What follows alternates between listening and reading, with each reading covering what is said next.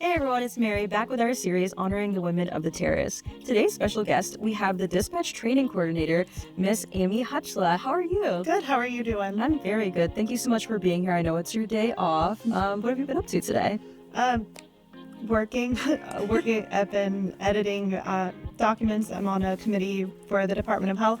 We're currently rewriting the curriculum for 911. So creating tests and just editing so we can get that off and get it approved. And then creating graphics for another committee that I'm on with 911 Wonder Woman. Oh, yeah, you're sure. Can we talk about it? Can you tell me? Yeah, so 911 Wonder Woman is a nonprofit organization that a friend of mine, Sarah Weston, founded.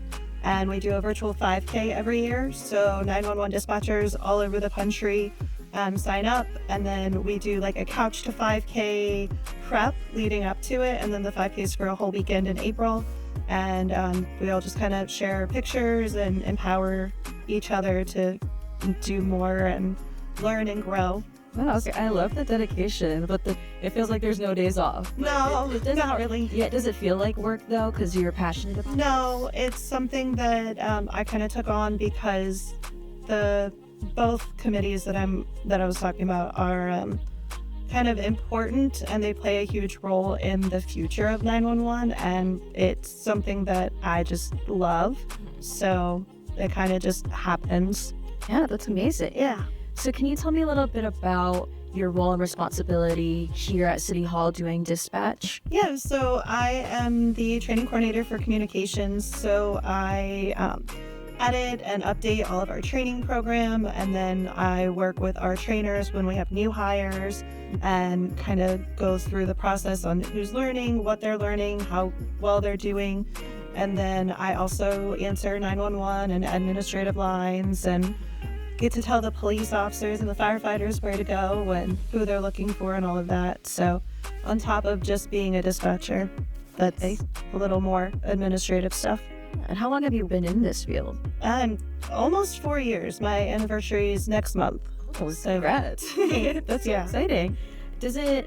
Hearing the word dispatch, I think of, all the 911 calls. Is that super stressful? How does that work? It can be. 911, it's hit or miss. Either somebody's having the worst moment of their life and you're able to help them through it and get them the help that they need, or they're calling because they don't really know who else to call. And so in those situations, I can guide them and direct them to the proper channel and get them the help that they need.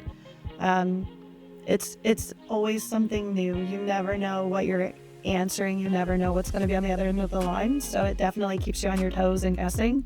Yes. Oh, that's amazing that you get to help those people on a daily basis and just be the change.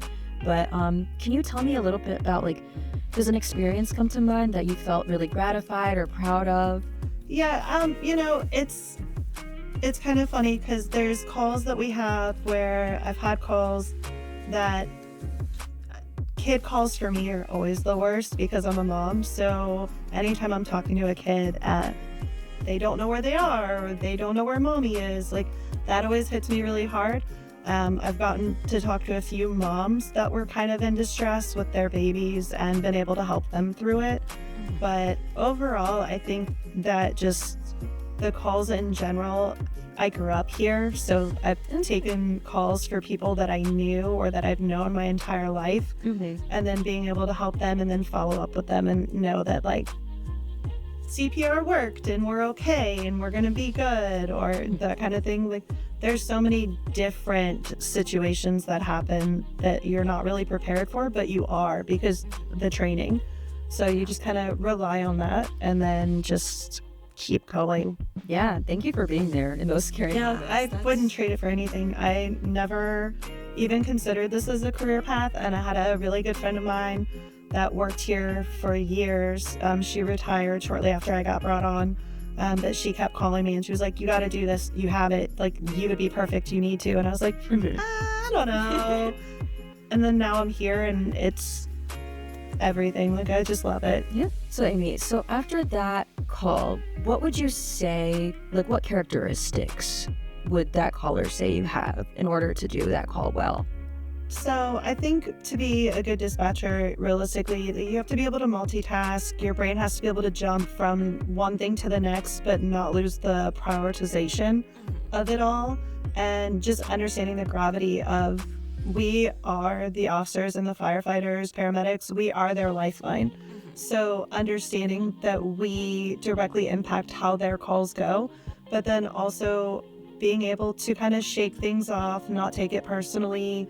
People call when they're having like the worst moment of their life. They can be really angry or mean, but they can also be really kind too in those moments. So having the compassion and the empathy to kind of understand, like, hey, I'm here to help you, let me actually help you. And then again, just multitasking, that controlled chaos, knowing where everything is, knowing what everything that needs to be done, and then making it all happen efficiently.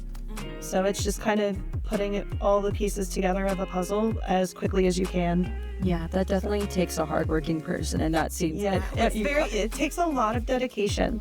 So, but it's definitely something that if you have those strong characteristics, you like to be in charge, you like to know what's going on, you want to help, those things all play a part in it. So yeah, absolutely. So you said you grew up here. Did you go to like the schools here, like Greco, Lewis? No, I didn't go to Greco or Lewis. I did private. I was in private schools, and then I graduated from King. So yeah. I went to those schools. I grew up here a little bit. I feel like I'm a part-time Temple Terrace native. But we're probably around each other. Yeah. But I knew a lot of people who went to King. So what would you say growing up here was your favorite part of the city? Like, what set Temple Terrace apart? So for me, it was a little different because my dad actually opened Uncle Fat's Pub, and then we had another restaurant that when we sold it, it's out of Temple Terrace Highway. Okay. So my dad was one of the ones to open Uncle Fat's, and then because of his role and the city and everything, he actually knew all of the officers back in the day. So for me as like a teenager, if I was out and about, my dad would get a call, be like, your daughter's doing it, and I'm like, couldn't get away with anything. So that was always really kind of funny to me, just because it's such a small town and you know everybody. But then growing up, like I was at the rec center and I took ceramic classes here in City Hall back in like the 90s. So it's kind of funny to see like the progress and everything kind of change and just develop and grow. Yeah. But I love this city because it is the community. It's just a good community and people kind of stick together and you know your neighbors and you can rely on one another and it's nice. Yeah, I remember I used to do like back at the Lightfoot Center, I would take singing lessons. Yeah. And it's so full circle. You remember the old Lightfoot Center? Yes. Like I did gymnastics and everything there. So dance lessons, all of it. So seeing all of the buildings kind of like get redeveloped and grow and just all the new stuff and the changes and going in a positive direction. It's really cool. It's amazing coming from. Yeah, especially now, like I feel like it's changing so much right now, and I'm glad that we get to be a part of Absolutely. But also have those good memories. Yeah. But yeah, so if you could describe yourself in what word, what would it be? I know it's like, it's heavy. It's a chaos. I feel like it's a good one. I'm always doing something, always have a project, always have something going on or a new idea or something like that. So probably chaos is probably the best one. Oh, I like that's real. Yeah, that's probably the most accurate. Awesome. Well, thank you so much for being here on your day off and just telling us all about dispatch and just all, the stress it could be, but all the amazing things that come out of it. So thank you very much. Yeah, thanks for having me. Absolutely. And dispatch is hiring. We are hiring. It's 15 days a month once we get fully staffed, and then $23 an hour starting, full benefits. So it's a kick butt job. Absolutely. Thank you so much, Amy, for being here. Thank you.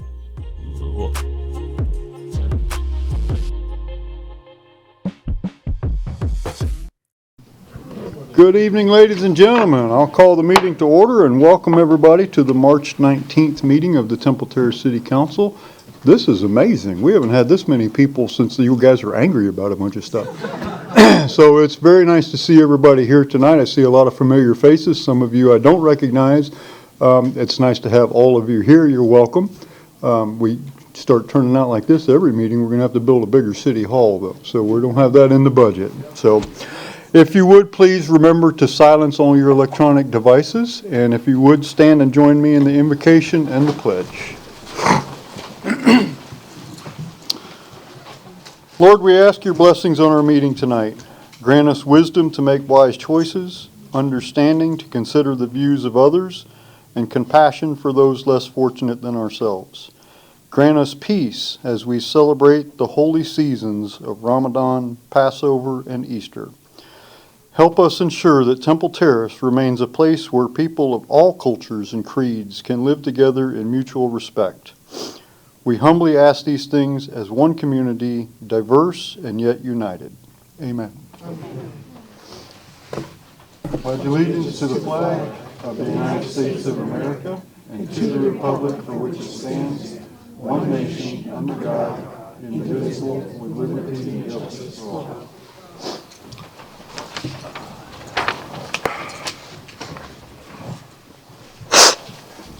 So for those of you who don't frequently attend our meetings, we have a tradition that we started a year or so ago, whereby at the beginning of each of our council meetings, we have one of our council members present a very brief historical or interesting fact about the city of Temple Terrace or about the area in which we live. Sometimes it's an old fact, sometimes it's a current fact. So tonight that duty falls on Council Member James Chambers, and I will turn it over to you, James. Thank you, Mayor. Tonight's historical fact is about Temple Terrace history with special events. And a few examples over time has been over 50 years of 4th of July celebrations, 50 years of the Community Arts Festival, Winter Wonderland. Just happened a couple weeks ago, the Garden Club Spring Market at Woodmont. And the two I want to key on right now, first is Art en Blanc. Art en Blanc is the main fundraiser activity for the Temple Terrace Arts Council. The concept of this event was started years ago in France as a pop-up dinner with everyone dressed in white. And we call it Art en Blanc because we celebrate art for the Arts Council and everybody's eating dinner dressed in white. This is the 11th year of the Art en Blanc event, which started in 2013 at Woodmont Park with over 200 people attending that year. And on your screen, you'll see that's a picture of Art en Blanc. So the park is beautiful. We have white lights, everyone dressed up, and it's a nice evening. There's dinner, music, dancing. Artists donate artwork for raffles. It's just a lot of fun. In 2015, there was heavy rain that night, and the event moved to the country club. But other than that year, everything has been held in Woodmont Park. The 12th Art en Blanc is coming this Saturday night with over 300 people already signed up, and there's a few spots left. The second special event is the Temple Terrace Craft Brew Fest to be held again at Woodmont Park on April 13th with samplings of over 100 different craft beers from over 35 brewers. This event was started in 2015 as a partnership with the Rotary Club and the City of Temple Terrace. This year, the Temple Terrace Uptown Chamber of Commerce has taken over the event. The event is capped at 1,200 tickets, and every year they sell out, and has attracted people from over 70 zip codes, exposing different people to Temple Terrace. These events, plus the many other special events we hold, contribute to making our city truly amazing. That's my report. Councilmember Chambers. Was that all right? Let's give him a round of applause. Oh, thank you. Very good. Thank you very much, James. So, first is a proclamation tonight in honor of Ramadan and Muslim Heritage Month, and our brother Jamal Najamia is here to accept the proclamation. Would you like to, or whoever from the community? Yes, I'd be glad to. Please approach. So, well, this podium for now. There we go. And so the proclamation reads as follows. It says, whereas freedom of religion holds the distinction as a cherished right and a foundational value upon which the laws and ethics of the United States are based, And whereas, enriched by the unparalleled diversity of its residents, the city of Temple Terrace takes great pride in supporting individuals who express their religious freedom and varied cultural traditions. Islam is the second largest religion in the world, and there are millions of Muslim Americans, both immigrants and native-born, of diverse backgrounds and beliefs. Temple Terrace, as everybody knows, is home to a very large Muslim community, many of whom are here tonight. Whereas, for the followers of the Islamic faith, Ramadan is the holiest month of the Islamic calendar and is regarded as a time for spiritual reflection, solidarity with the less fortunate, and a bridging of differences between people over shared commitment to faith. Now therefore I, Andrew Ross, by virtue of the authority vested in me as mayor of the city of Temple Terrace, Florida, encourage the community to reflect on the history and contributions of Muslims in Temple Terrace through the celebration of Ramadan and Muslim Heritage Month. And so, Thank you. Very good, sir.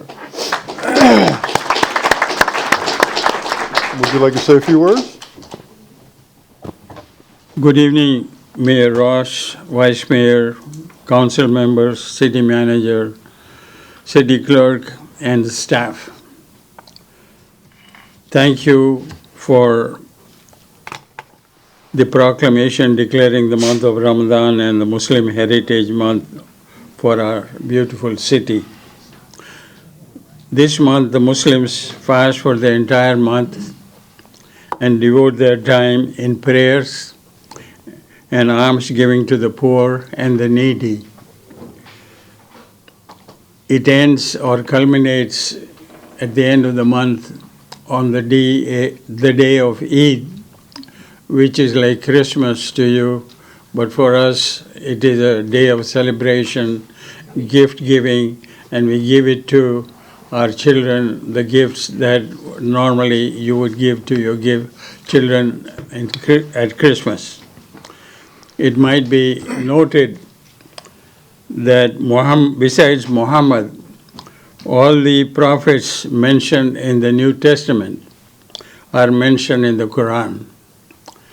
Not only that, it also might be noted that Mary, the mother of Jesus, is mentioned more times in the Quran than in the Bible.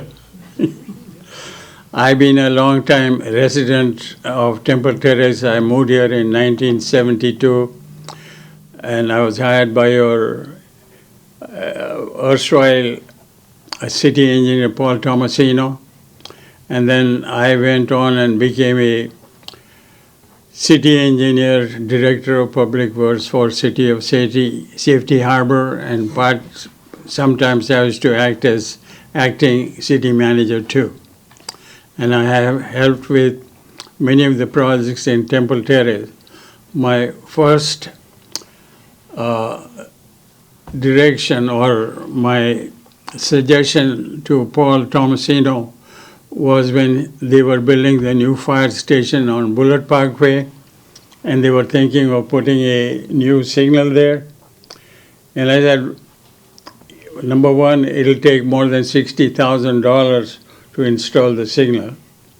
So I suggested just a flashing beacon, and that costs less, and that is what the city has today.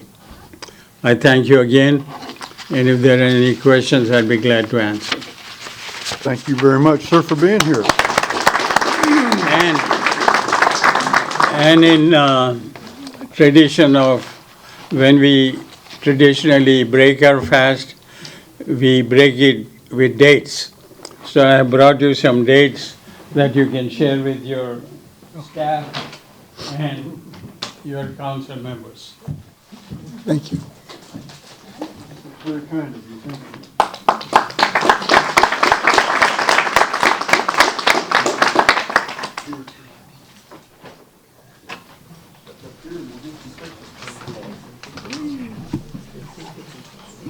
You want to go get me?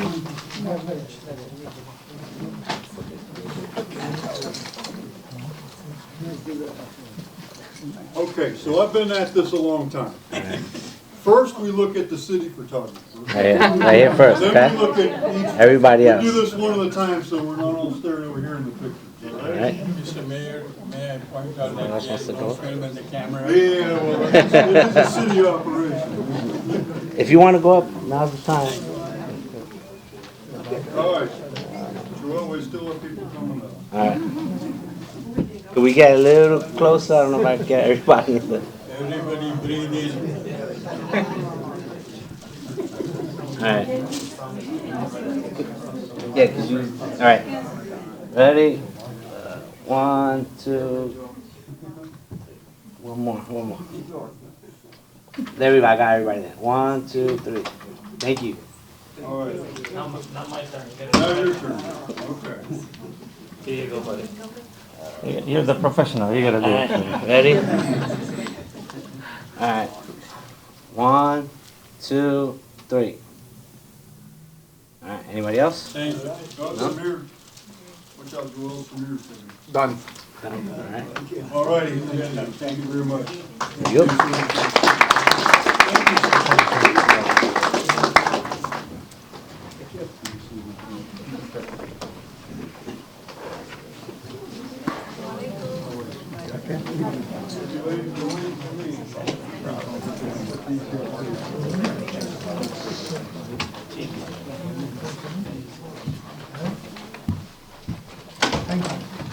Take care, good to see you.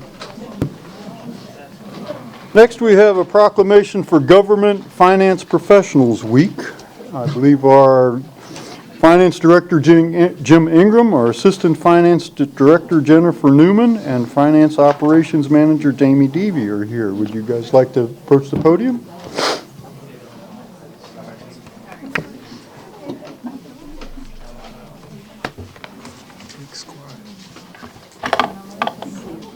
Thank you very much.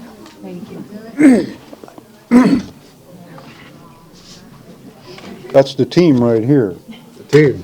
This is the team. This is the J team. This is the J team. Jennifer, Jim, Jamie. Okay, good. We'll keep that in mind. This is the dynamic trio here. So the proclamation reads, whereas the Florida Government Finance Officers Association is a professional association founded in 1937 and serves more than 3,300 professionals from state, county, and city governments, school districts, colleges and universities, special districts, and private firms. Whereas the FGFOA is dedicated to being a professional resource by providing opportunities through education, networking, leadership, and information. Whereas this Government Finance Professionals Week, sponsored by FGFOA and all its member governmental associations, is a week-long series of activities aimed at recognizing government finance professionals and the vital services that they provide to our state and our community. Whereas during this week, government finance professionals throughout the state of Florida will be acknowledged for their hard work, dedication, and leadership. Now therefore I, Andy Ross, by virtue of authority vested in me as mayor of the city of Temple Terrace, Florida, do hereby set aside March 18th through 22nd, 2024 as Government Finance Professionals Week. And thank you so much for all you do. Let's give them a round of applause. Would you like to say a few words? Sure. Thank you, Honorable Mayor and City Council. I'll try not to take too much time, but if I start hearing music, I'll know to sit down. There is a lot of work that goes into public finance. The Governmental Accounting Standards Board makes sure of that by adding new reporting requirements each year. In fact, this week we are celebrating Finance Week by working on finishing up our audit for fiscal year 23. And as we are wrapping up that audit, we are soon beginning work on our fiscal year 25 budget. So it really never ends for us. We go right from audit to budget, from budget to audit. As a department, we are on a journey of transformation that never ends. Always looking how we can get better. As Mayor Ross has said many times, we're good and we're getting better. We really tried to live by that motto. We have a great staff at Temple Terrace, including these two ladies next to me, Jennifer Newman and Jamie Deeb, who spend many hours, including some evenings and weekends, dedicated to continuous improvement and excellence. I also want to recognize that we have great support from all our city departments, our city manager, and, of course, our council. Personally, as a soon-to-be 25-year resident of the city on April 1st, having worked with and for local governments for 33 years, and having worked and lived around Temple Terrace for over 40 years, I could probably give you some of the historical facts. It is a great privilege and a fulfilled dream to serve this community. I used to, back about 15 years ago, I would drive down the street over here by Public Works next City Hall. At the time, I was working for a nonprofit organization that worked with governments all over the United States and Canada. And this is no story, no lie. I would think, someday I'd like to work for the city of Temple Terrace. And it became a reality, and I'm very pleased, very happy to be here and to serve in this great community. Thank you. Well, thank you, Jim. And I think I speak for everybody up here when I say this a little off script here, but we really appreciate what you and your team have done in the finance department. As you know, because many of you were here, we had some turbulence there over the years, and sometimes our budget process we got there, but it wasn't always an easy process. And you guys have really transformed that area. So I know it's made all of our lives much easier and much more efficient. And you've saved a lot of taxpayer money in the process. And so I'm really proud of you for that. I think the whole council is. So Thank you. thank you. Carlos, I think you should come down for this one. Just sliding a little this time.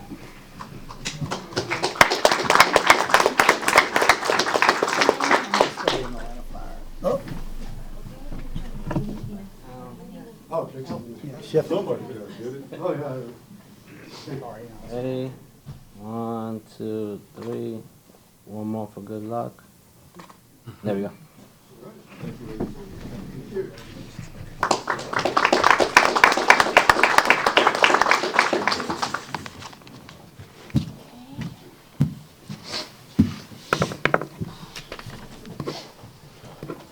All right, next item is a presentation about the Smoke and Shot Clay Shoot. It's a fundraiser that we'll hear about, and we'll hear from our fire department engineer, Shannon Parker, is here to explain. Good evening. Good evening, Mr. Mayor and members of the council and department heads. My name's Shannon Parker. I have 18 years experience here with Temple Terrace. Driver engineer at Station 2 on the ladder truck, A shift. But I wanted to bring your attention today to the Smoke and Shot Clay Shoot. This is the second year that we've had the charity fundraiser for the Firefighters Benevolent Charity. It's been an amazing turnout last year. We had a couple, Mayor Ross, City Manager Carlos, and Chief Kemp graced us with their presence last year. And it turned out to be a very fun event. So we decided to do it again. And I wanted to bring attention to the city and hopefully we could bring it to the department heads and possibly get some teams throughout the city. I don't know if you know anything about the Benevolent, but we're a Grand Slam sponsor for the Buddy Baseball here in Temple Terrace. And that's one of the biggest things that we do. So we try to raise some funds to help sponsor teams for that event. And then the event's going to be held on April 13th, again, the same day as the Woodmont Brew Fest. But the good thing is this thing happens in the morning. You have plenty of time to go home, take a shower, and recover. Attend the Brew Fest in the afternoon. Other than that, that's much all I have for you. And if anyone has any questions, I hope to see some of you guys back. I do know Mr. Ross is going to be out there. We are going to be gunning for you, unfortunately. He's probably going to be the team to beat this year. Maybe, maybe not. But if anybody has any questions, I'll be happy to answer them, and I just wanted to bring it to your attention. We'll see. So Shannon, I do want to add, just for our listeners, that a lot of people that don't understand that this is not an activity that you have to be familiar with. There's beginner shooters out there all the time, aren't there? And so this is not something that you have to be an avid shotgun enthusiast or anything like that. This is really a fun, there's kids out there, there's, everybody's out there. So We actually had a few females that came out there and shot on the team, and it was their first time ever been shooting. Yep. And they were ecstatic. Yep. And had more fun than they thought they would, and they're all coming back this year again as well. So I encourage everybody to sign up. It's a great event. So thank you for being here. Thank you very much. Yes. So I just want to say for the public, it is a great event, and in fact, there's trophies in all categories, including worst shooter of the day, which I happen to win, so it was a good day. Thank you. So I have to tell you on that note that the city manager and I were shooting on the same team, and he left early before that trophy was awarded, and they tried to call me up to get his fishing pole trophy because he wasn't there, and there's no way that I was going up and getting a fishing pole trophy. That was not going to happen. What's a fishing pole trophy? It was a little skunk. Was that what it was? Okay. It said you stink. There was no way that was going to be on the city's Facebook page. No way. No, we had to make it fire department fun, so. Oh, good. Thank you, guys. Shannon. Thank you very much. Thank you. Next, we have an employee engagement survey results by Dr. Stephen Neely. Dr. Neely, thank you for being here. And so Dr. Neely is somebody that we've contracted with to poll our employees to try to get a climate survey. So that's, I'm sure he'll explain that. So good evening. Good evening, and thank you for having me back. Last time I was here, I believe it was Space Day that we were talking about, and now it's the clay shooting. So you guys are having a lot of fun down here. I gotta come more often. But no, it's nice to be back with you. And we conducted a follow-up survey to the one conducted in 2022, and I loved hearing your slogan there. We're good and getting better, because I think I could have hung that banner right over what we have to talk about tonight. We do have a lot of data in the survey, so I'm going to try to move a little quickly. But if I'm going too fast, please let me know. I can slow down. I can take any questions as they come up. I'm gonna hope that this thing is for me. It is. You would This is on. point it this way. Got you. That makes it work better. Thank you. I appreciate that.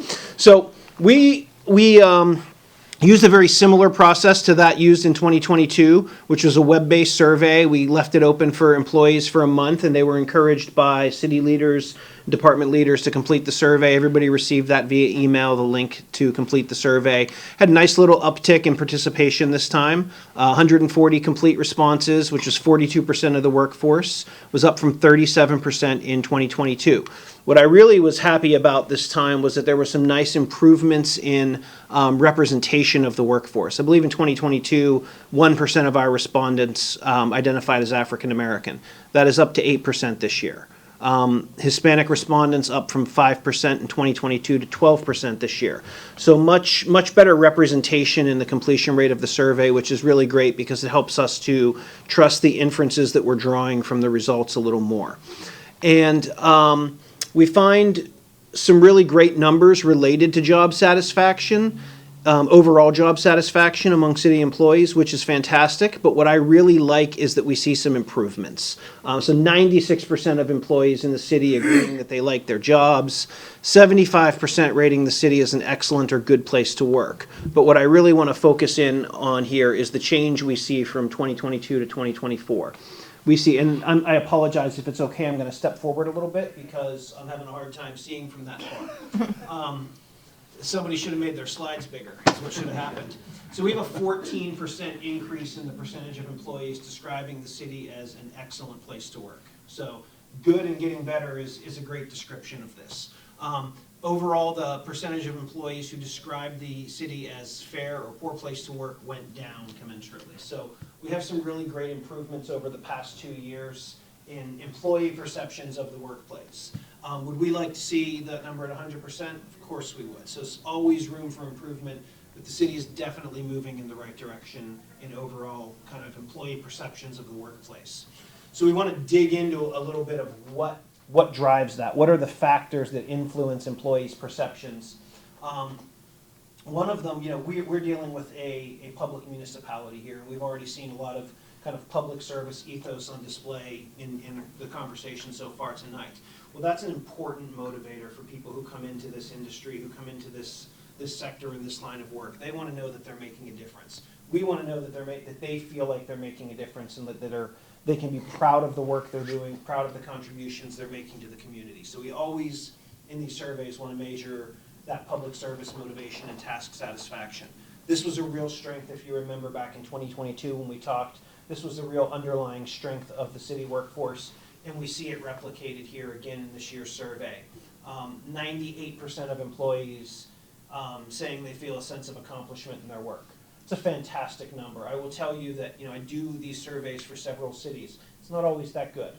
A lot of times when you have disconnects between leadership and employees, you can lose that sense that you're making a difference, lose that sense that you're accomplishing something worthwhile. And that often boils down to problems with communication, problems with goal congruence. But here we have just an overwhelming majority of Temple Terrace employees saying, I feel like I make a difference, I'm proud of the work I do, I understand how my role contributes to the mission of the city. Just absolutely vital for a public sector organization. So once again, you have a really strong foundation going there as you did 2 years ago. Fairness and equity, also something we always want to look at in the workplace. And once again, we see some really nice improvements. Now again, are these numbers we would like to see at 100%? Of course they are. But the progress being made really shows in this year's survey. The percentage of employees who disagreed when asked if the workplace was free of discrimination and harassment fell by 7% from last year. The percentage who disagreed when asked if they were treated fairly based on factors such as age, race, and gender, the percentage who disagreed with that fell by about 6% in those categories. So we see again some of those really strong improvements. If you look on the left there, the percentage of people who strongly agree that the workplace is free of harassment, that's a pretty massive increase. That's a bigger increase from a year-over-year survey than I think I've seen in a city workplace before. So the improvements that we're seeing here are I don't like throwing around the word statistically significant. It gets a little clouded what it means sometimes, but these are very significant. These are not random sampling errors. These are very significant improvements that you're seeing in these numbers. Again, I know I'm talking fast because I want to respect everyone's time, but let me know if you need to jump in with anything. Compensation stood out last time as an area that employees had identified for improvement. We measured it a little differently this time on kind of a consultation with city leaders and Human Resources Department. We kind of broke out our examination of the benefits associated with employment a little bit. And so we have a kind of slightly different set of numbers this time that we're looking at. We asked specifically about health care benefits, specifically about retirement benefits, specifically about vacation time. On those benefits, you have a pretty solid, pretty consistent 3/4 majority of employees expressing satisfaction with those offerings from the city.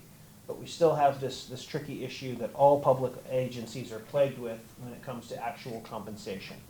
In compensation, we had, I believe, in 2022, 53% of respondents disagreed when we asked them if they were fairly compensated for their work. That number improved a little bit. It fell by 5%, so that's a 5% improvement this time, but it's still sitting at about 48%. So one of the recommendations, and I'll get to this later, is kind of continue those compensation audits. I know you've done those in not too distant past, but just continue those, keeping pace. Right now we're struggling, of course, with inflation. We're struggling with cost of living effects for employees, and in the public sector where salaries tend to move a little more slowly than in the private sector, obviously employees feel that pain a little more. And so it's something to keep an eye on, something to continue exploring.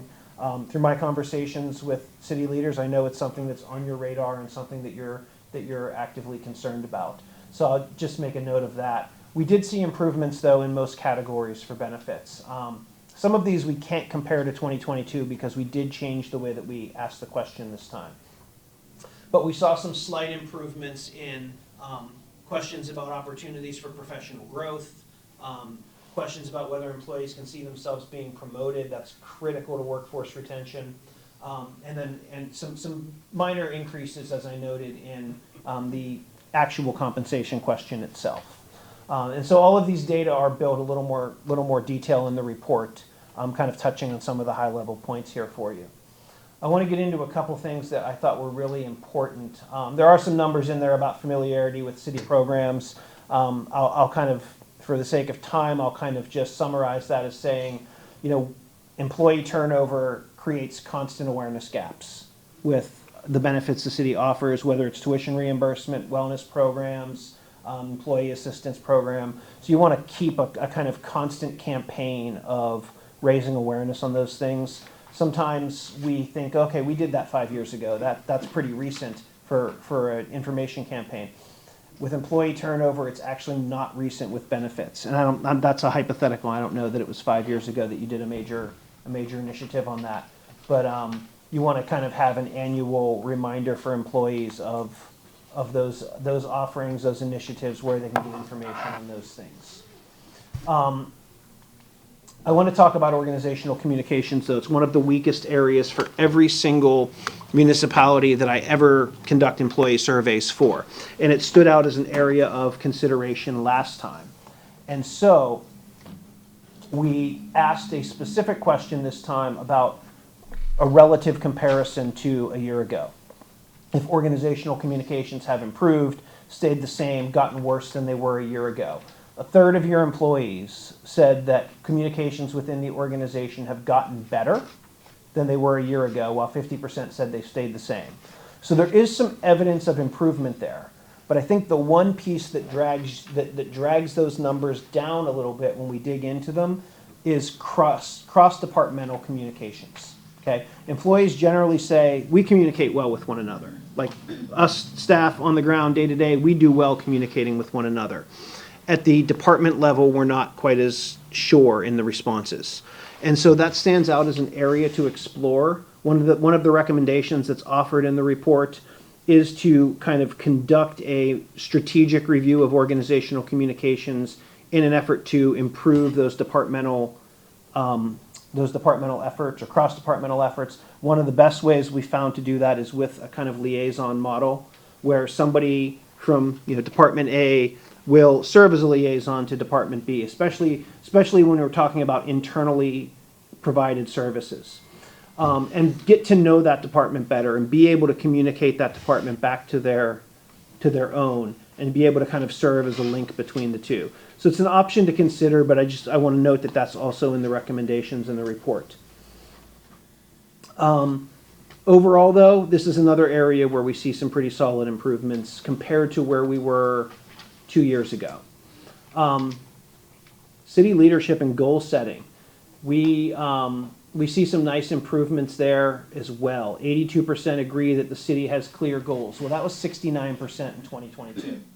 So that is, again, a 13% increase in the percentage of employees saying, hey, I understand what the city's goals are, they're clear, and 84% feel the city's moving in the right direction when it comes to those goals. So again, these are very positive numbers. These are good improvements. That's up 7% from 2022. I have a chart here for you as well, just showing some of that. Sharp increases in the percentage of employees seeing clear goals in the city, seeing the city making progress toward those goals and moving in the right direction. So these are very positive trends. These are what we want to see. This is the purpose of doing these surveys, so that you can collect this data, you can act on it, and you can identify your improvements, or you can identify areas that are continuing to lag. So I think my overall assessment of what came out of this survey is that there's a lot of good news for the city. Now, being a professor of public administration, I also don't want to encourage complacency. I know you guys are committed to continuous improvement. Just because numbers improve very nicely over a 2-year period doesn't mean we take a break, of course. There are recommendations in the report for continuing to move these numbers forward. We're in obviously a very unique information environment right now that's evolving extremely rapidly.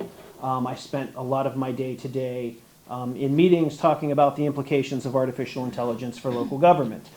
These are things that communication plans are going to have to adapt to, that they're going to have to build upon.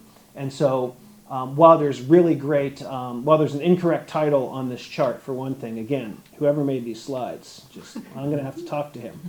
I'll get that corrected for you. But while there are some really strong improvements here, I would consider them the first step toward the levels you want to be at. I want to jump backwards really quickly because I skipped over something very important, and I apologize. But we talked also in 2022, along with compensation and communications, the other area that we said was an area for consideration was morale. And you guys had this very unique phenomenon 2 years ago where most employees reported their morale is positive, but said, when I look at the organization, I don't think morale in the organization is as good. I don't know if y'all remember that conversation we had. So we wanted to specifically focus in on that and identify whether employees perceived morale as having improved from that time, stayed the same, or gotten worse. And I was really pleased with the numbers that I saw there. 42% of employees say that morale is higher today than it was a year ago. 42% of employees say it's higher today than it was a year ago. That's a fantastic number.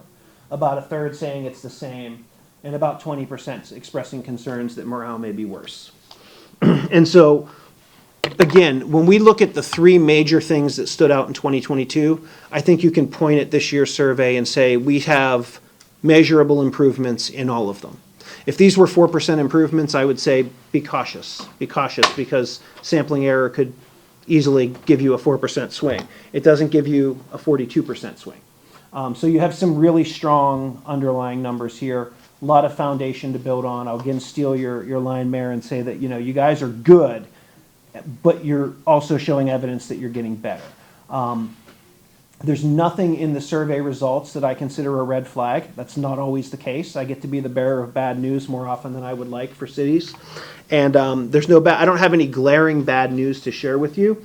I do have a few recommendations based on kind of some current trends in employee engagement and organizational improvement. We talked a little bit about the communication piece, specifically focusing on cross-departmental communications, especially awareness and familiarity across departments. We talked about compensation review. I know you've done it. I don't mean to kind of preach the same thing that you were doing 2 years ago. I believe it was ongoing at that time. But it is something to keep an eye on given the current environment where we know that employees' wages are just not keeping up with the cost of the things they have to pay for, especially here in Florida with housing and other costs. Workload management was a small thing that stood out there of just making sure that there is an accounting of the distribution of work within departments. We all have experienced that phenomenon where when you're good at something, it comes at the cost of getting more and more of that to do. And so there was a little bit of that showing up in the results. So just a quick assessment of workload management could be valuable. Professional development and career advancement, we talked last time again about this, about just building that into that annual review process, ensuring that you're not losing really good employees because they don't recognize or don't feel like there are opportunities to advance.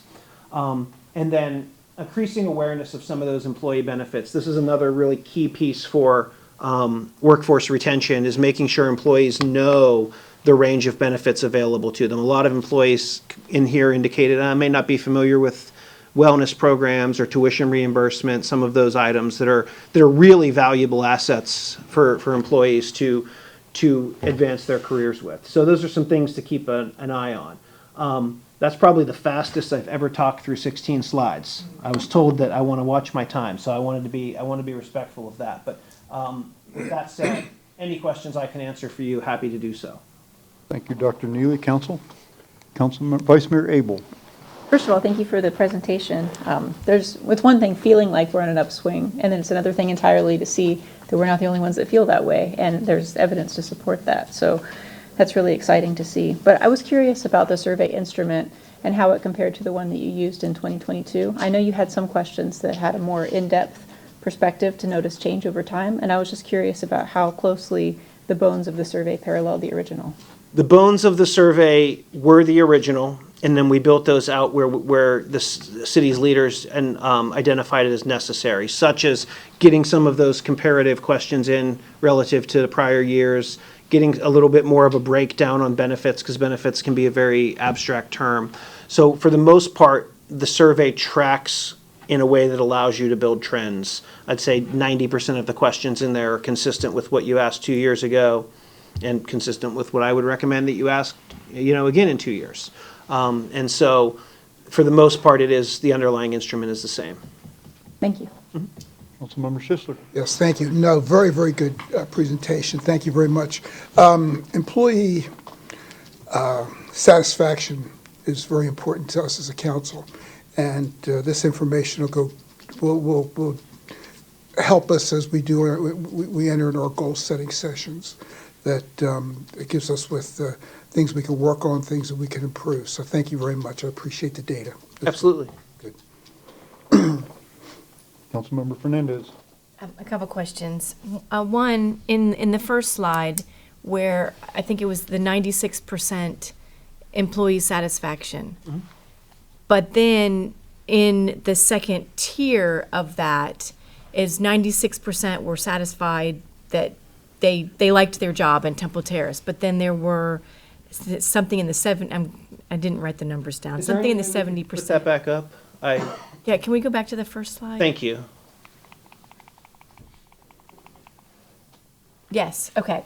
So we've got 96% agree that they like their jobs, but 75% say that it's an excellent or good place to work. So my question has to do with how does that translate that if I like my job, but is this a question of maybe some people just not answering that question? No. I'm only giving you percentages based on the breakdown of people who did answer. To use maybe a silly example, I imagine that that every baseball player would tell you that they love their job, but most wouldn't necessarily love playing for the Pirates, right? I'm from Pittsburgh. Okay, so I think there's a combination, or there's the issue. There's kind of some nuance there, I should say, in the distinction between the questions. It's important that they like their job. It's important that they like what they do, that they find value in what they do.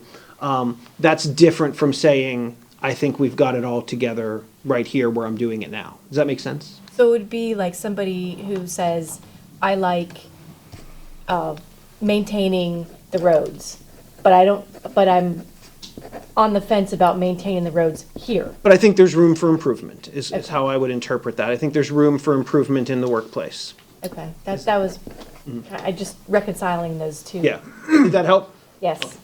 And then this question is actually, I think, for staff regarding the employee benefits.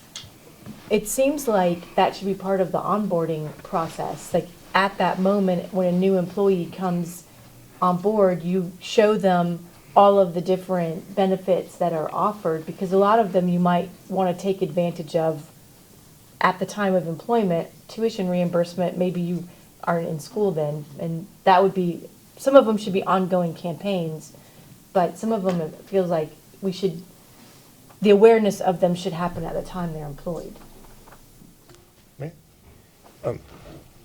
I agree, and in fact, I think we actually do, can I get a nod? We do this, but as you can imagine, I don't remember my orientation, and so I think there's a lot of information on that day. It's hours and hours of getting a lot of information basically from a fire hose. So it doesn't surprise me that folks don't remember all those details. In fact, Mr. Nazario and I have been talking about a way that we can improve that going forward, and because I was actually, there was one piece of data there about knowledge of the programs and the benefits, and we've really, the entire council, we've worked very hard in the past 18 months to improve our benefits dramatically. So it's very discouraging to see that folks aren't aware of that, and so we definitely need to do a better job there. So we're working on a potential campaign to do it on a more regular basis, and working with Joel and his team as well to get the information out. One of the other things that Dr. Neely pointed out was that whole communication piece just in general, and that's something that I've been giving a lot of thought to as well. How do we communicate? I know we do an excellent job communicating with the department directors, the middle managers, etc., we need to do a better job of getting the word out to our frontline staff. Folks who are out there doing the work, they may not have an idea of all the great things we're doing. So that's on me to make that happen. So that's one of the things I really took as a lesson from this survey. So I appreciate that it was pointed out, because otherwise, we would lose sight of that. So we're working on that as well. If I could just interject and underscore that from an administrative standpoint, we know, and I'm sure the HR folks will agree, onboarding is an overwhelming process. It's actually a really bad time in terms of information absorption. It's not a time where people are really learning and absorbing and remembering what they're being fed, because they're being fed so much, and what they really care about is, I got to learn my job so I don't mess it up, right? And so it's actually not an ideal time sometimes to share that kind of information, if that helps. Councilmember Chambers. Yeah, thank you, Mayor. My question is, our participation of employees went up slightly to 42%. What can we do to get that number way up there? It always seems like such a low number. I had one recently that was in the 30s. And it's just hard to get employees sometimes to feel comfortable sharing their opinions. I can assure any employees in the room, your responses truly are anonymous. I don't even collect your IP address. There's nothing that we give the city that could link back to you. But it's hard to sometimes kind of have confidence in that. And it's also hard to just find time to take a survey. I would imagine half the people sitting in this room, your day did not go the way you thought it was going to go at 8 o'clock this morning, right? Things come up, you get busy, you say, hey, I'm going to do that today, and then, it kind of drifts out of your mind because the emergencies rise, right? And so I think carving out some specific time for employees and just saying, hey, we would really encourage you, just, if from 3 to 3:20 today, stop what you're doing and take the survey. I understand that's not always plausible. Our friends in fire and EMS can't say I'm taking the survey, so let that call go, right? So it's not always feasible, but to the extent that you can carve out that time, I think it would be really helpful. Okay, thank you. Thank you, Dr. Neely. This has been very beneficial, and I'd like to talk briefly to our employees, and please share this with your staffs and those who may be watching at another time. This council originated this process in 2022. For those of you who were here, you might recall this was driven by the council 2 years ago in recognition that we had some issues internally that we thought needed to be improved. And so at that time we had an interim city manager, Dr. Spina, who at our direction contacted Dr. Neely, and we did this baseline survey in 2022.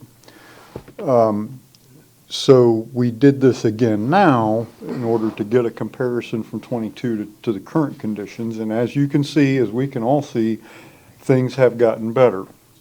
In most regards, I think. But this is a work in progress for all of us, for city manager, for you as department directors. This is not a destination. We will never get a survey that's 100% the way we want it to be. This is something that we need to visit all the time. And that's exactly the point in doing it. So some of these slides are like, man, who's the 20% that this place is, you always want to know that. That's the wrong question. The question is, what can we do, right, to continue the elevating, we're good and we're getting better. And in 2 years, we're still not going to be 100%, but we're going to be better than we are now and getting better then. And so that's how great organizations are built. And I just want you folks and your staff to understand that if we weren't concerned about you, we wouldn't be doing this, right? And I've been on the council for a while now, and there was a time when the council didn't care to spend money on, we figure, okay, we can get another whatever. If that person doesn't like it, they can go work for whoever. We don't feel like that. We understand that our success is tied directly to the quality of our employees. So that's what we're working on. And so we will continue to work on this through the city manager. I think he gets it. I think our HR director gets it. I think you guys get it. And this is a journey that we're all on together. So thank you, Dr. Neely. Anytime, thank you. Thank you. If there's anything I can answer, as a follow-up, if anything comes up, please feel free to reach out. Good deal. Thank you. Next, we have our Marketing and Communications Director, Joel Duarte, is here to talk about something very exciting, but I'm going to let him tell you. So welcome. Good evening, Mayor Ross and council members. Today I'm here to address an issue that was brought up in my first week, probably. For a city that's turning 100 next year, we don't have a city flag. And last council meeting we also spoke about how there was one design and it got lost. So today I'm here to present the city flag challenge. We're hoping to have the public's help and actually design the city flag. If we could bring up the presentation, please. So we're looking for the public to design a clear, simple flag that can be rectangle and enlarged to 3 feet to 5 feet ratio. We're looking for an original design, so no plagiarism. Basic 2 to 3 colors. Avoid too many seals and letterings. Not to duplicate a flag, but there can be similarities. And anything that's not positive will be rejected. Each design should be submitted by an official submission, which would also include a written description of any symbols that are used and color explanations, so that it can have some substance, as most flags do. There's going to be 3 ways to submit. There's an online submittal form, which is actually active now, that we'll share on our social media platforms, our websites. They can email it to flag_challenge@templeterrace.com. .gov, and they can either bring it in or mail it in. If they do it by hand and choose to bring it in, we can digitize it and also has it be submitted to the pool of different flags that are coming in. All entries should be submitted by April 30th by 5 p.m. and all submitted entries shall become property of the City of Temple Terrace and be modified, reproduced, and published at the city's sole discretion. All entries will be reviewed, and the 3 finalists will be presented to the City Council. The winning design will be selected and announced on or by June 4th. The winner will be recognized at a City Council meeting with a certificate to recognize a frame and have received a framed copy of the winning design signed by the Mayor and the City Council. We're asking the public to help lead us to the next 100 years, hopefully with an official flag that represents us and represents the future of the city, but also maybe commemorating the past of the city. So I'm ready for any questions you might have. Thank you, Mr. Duarte. So the only question I had real quick is the April 30th deadline. Is there a reason that we have to have such a tight, because that's only like 6 weeks away? Well, I do feel like this would generate a lot of attention, and a lot of people will be, if you love the art, you would definitely want your name attached to a city flag. So I felt like if we give too much, we'll have too much to review. So I think a tight window allows, 1, for people to actually get to it, and 2, it gives us a manageable time to receive the submissions. And if we don't get enough that you like, we could extend it. We could extend it, yeah, obviously. So the dates aren't set in stone. They're obviously flexibility. But I feel like, this is a city that loves art, so I can see the city itself submitting a lot. And, the public's open to it. I think it's an honorable mention to have a flag that you design. What's the judging criteria? You're going to have like a committee to? Yeah, so there's going to be a staff committee that we haven't selected yet, but we will. And then we'll narrow it down to 3 and then have the council choose the winner. Okay. Council members? Will the, Go ahead, will council members. the flags ultimately be available for purchase by the citizens? Yes, I think that winning would be design? the idea, yeah. Good. And hopefully flagged in the entrance and Yeah. here in the council. Great idea. Council members? Arts Council, go. Yeah, so we're going to look for the art council as well as, Hillsborough. This was any partners. brought up and approved by the Centennial Group. Okay, very good. So we'll be looking for lots and lots of good submissions. And it's open now, so anyone can start submitting. Good and getting better. Like, as you can see it now. Thank you. Thank you, Joel. Next item is an appointment to the Municipal Code Board. There is currently 1 regular member vacancy on the MCEB. The city received an application from Mr. Brian Hubert. Mr. Hubert's is a current member. His term expired on February 2nd. He is the only one who applied, and I see that Mr. Hubert is not here this evening. Is there a motion? Move to approve Brian Hubert to the Municipal Code Board. Second. Motion is second. Discussion? All those in favor signify with aye. Aye. Opposed? No nays. Mr. Hubert is reappointed. Next are, this is a little more complicated. These are appointments to the Riverwatch Task Force. There are currently 2 regular member vacancies and 1 alternate member vacancy on the Riverwatch Task Force. The city received 3 applications from Stephen Almeida, Angie Allstott, and Jeremy Bullion. Mr. Almeida teaches environmental science at King High School. Angie Allstott has lived in Temple Terrace for 4 years and has an interest in the river. Jeremy Bullion enjoys spending time on the river and is interested in preservation and protection of the river. So we have 3 vacancies, but one of them is for an alternate. The other 2 are regular members. I don't know, personally, I don't think I know any of these folks, and I don't know yet if they're here, but I asked the clerk to provide the date that the applications were received. We have used that in the past as a way to determine which of the 3 would be an alternate. I can't remember which board it was, but we had the same situation.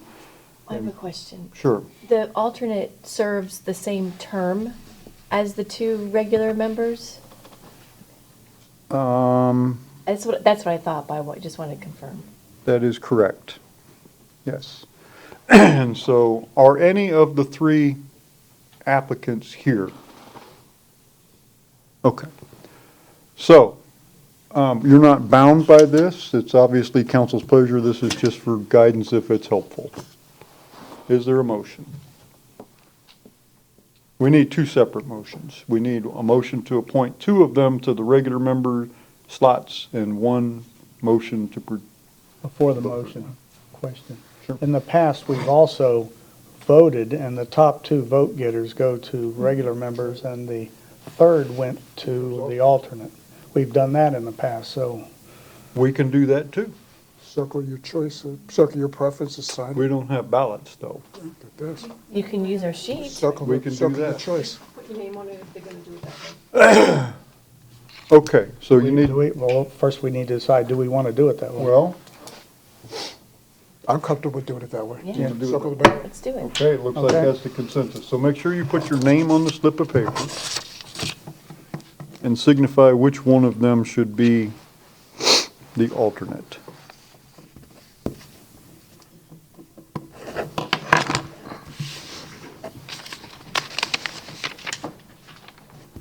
Thank you, Matt.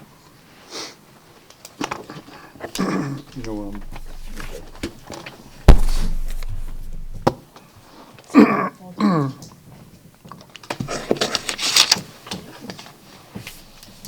and now we need some of that Jeopardy music while the city clerk tries to figure this out. She taking her shoes off?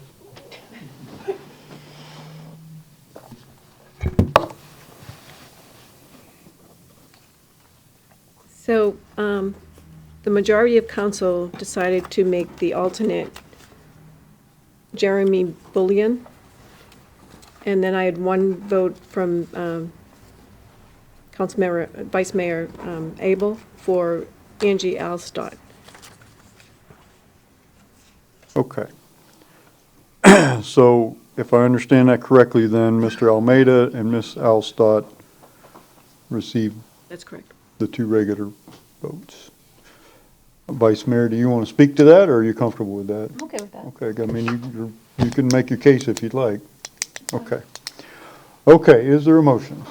We need 2 motions. Move to approve Stephen Almeida and Angie Allstott as the regular members of the Riverwatch Task Force to fulfill the open terms. Second. Motion and a second. Discussion? All those in favor signify with aye. Aye. Opposed? No nays. We need 1 more motion. Move to approve Jeremy Bullion as the alternate member to the Riverwatch Task Force for the term that has March 19th, 2024 through March 19th, 2027. Second. Is That's it the 20? wrong dates. Is it? Wrong dates. Oh, I'm on the Cheryl wrong. saying yes. February 2nd to February 2nd.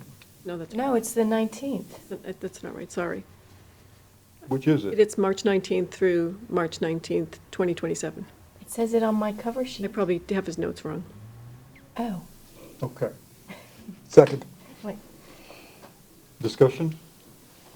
All those in favor signify with aye. Aye. Opposed? No nays? All right, thank you very much. That wasn't nearly as clunky as it's been sometimes, so. Everybody's had an opportunity to review the minutes of our March 5th council meeting. Is there a motion to approve them? So moved. Second. Motion is second. Discussion or corrections to the minutes? Not all those in favor signify with aye. Aye. Opposed? No nays. Minutes are adopted. Next are persons wishing to be heard on items not listed on the agenda or items on the consent agenda. There are request forms in the back of the room for anybody who wishes to address the council on items not listed on the agenda.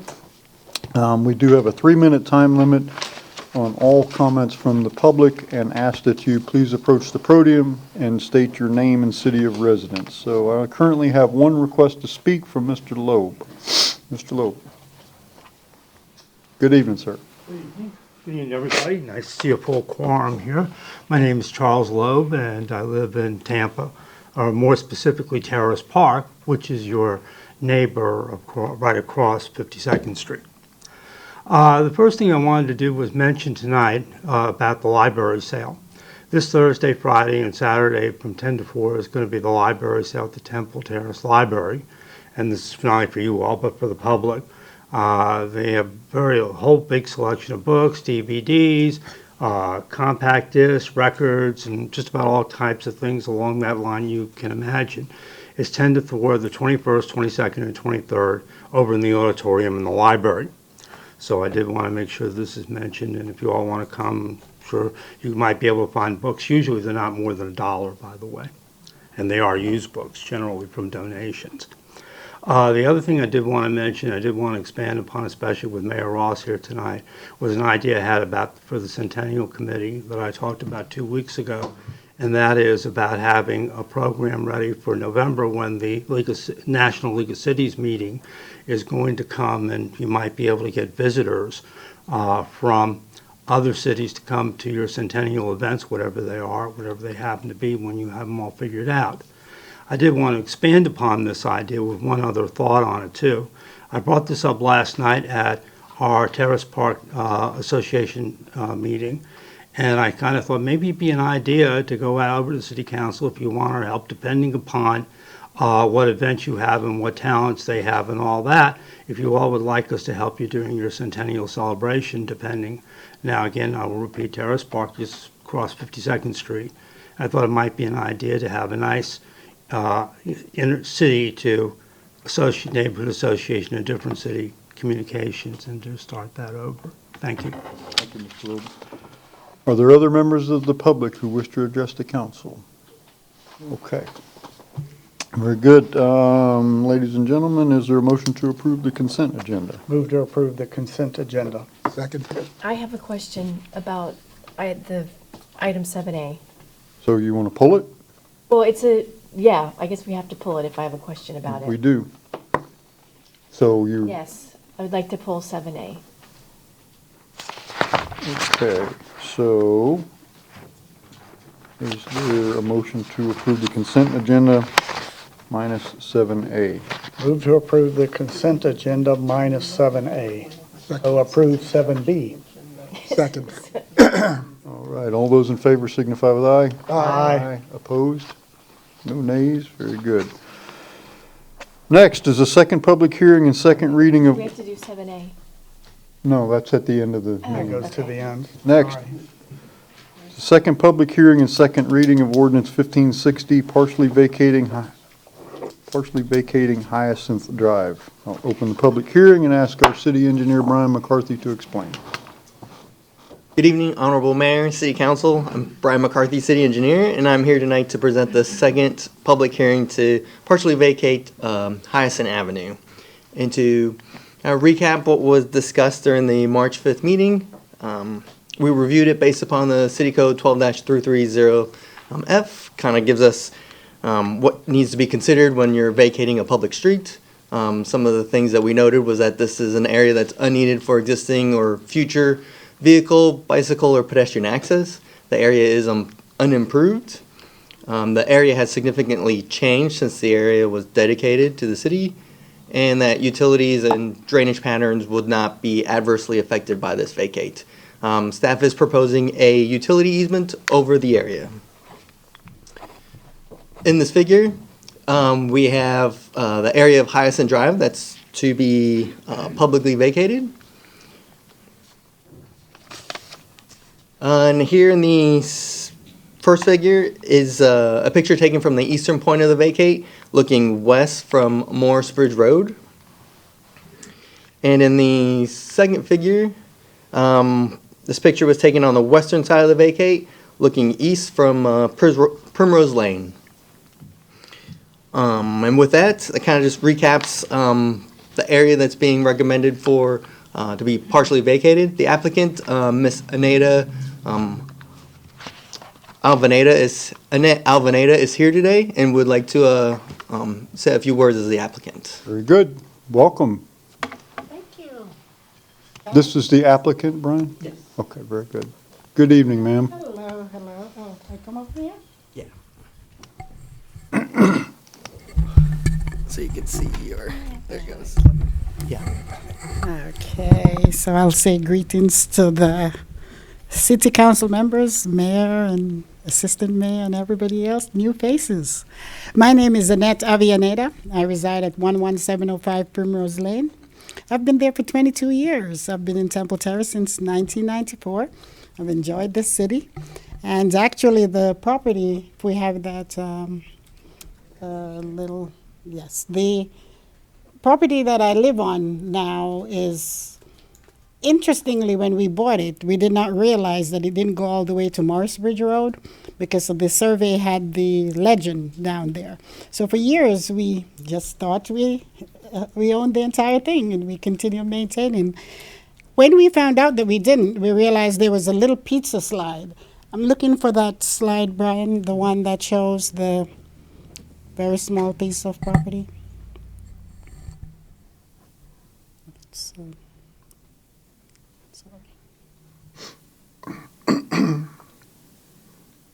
yes. So we're living at 11705, which is the big piece right there at the corner. And the red section is the Hyacinth Drive. We're asking for it to be vacated. And that small piece that looks like a slice of pizza, we also own that. Because that was left over from a church that was there, so we purchased that one. So our property, we go across and we plant trees, and we would love to keep that as a wooded area. It's not nice and wooded now, lots of things growing there, ferns. We actually use the leaf molds. We grow all our food that we eat, all our trees. In the 22 years, we've planted so many things, and we eat from there. Miss Chisler had great stories from out of that property because our grandkids were taught by her in school, and they would go into the little wooded area for their forest. So what we're asking for is that if we can have that section vacated, so in the event we would like to put a fence, we can go across. Now we can't because that place is not ours. Legally. Technically, we were told it was, but legally, no. We'd like to be able to preserve it, protect the trees that are there. We get a lot of wildlife coming out of there. We feed the birds. We have so many different types of birds. And Brian will show some of the things we are growing now. And simply asking that we be allowed to, we grow figs, avocados, lemons, bananas, beautiful avocado. The birds, the hawks come through.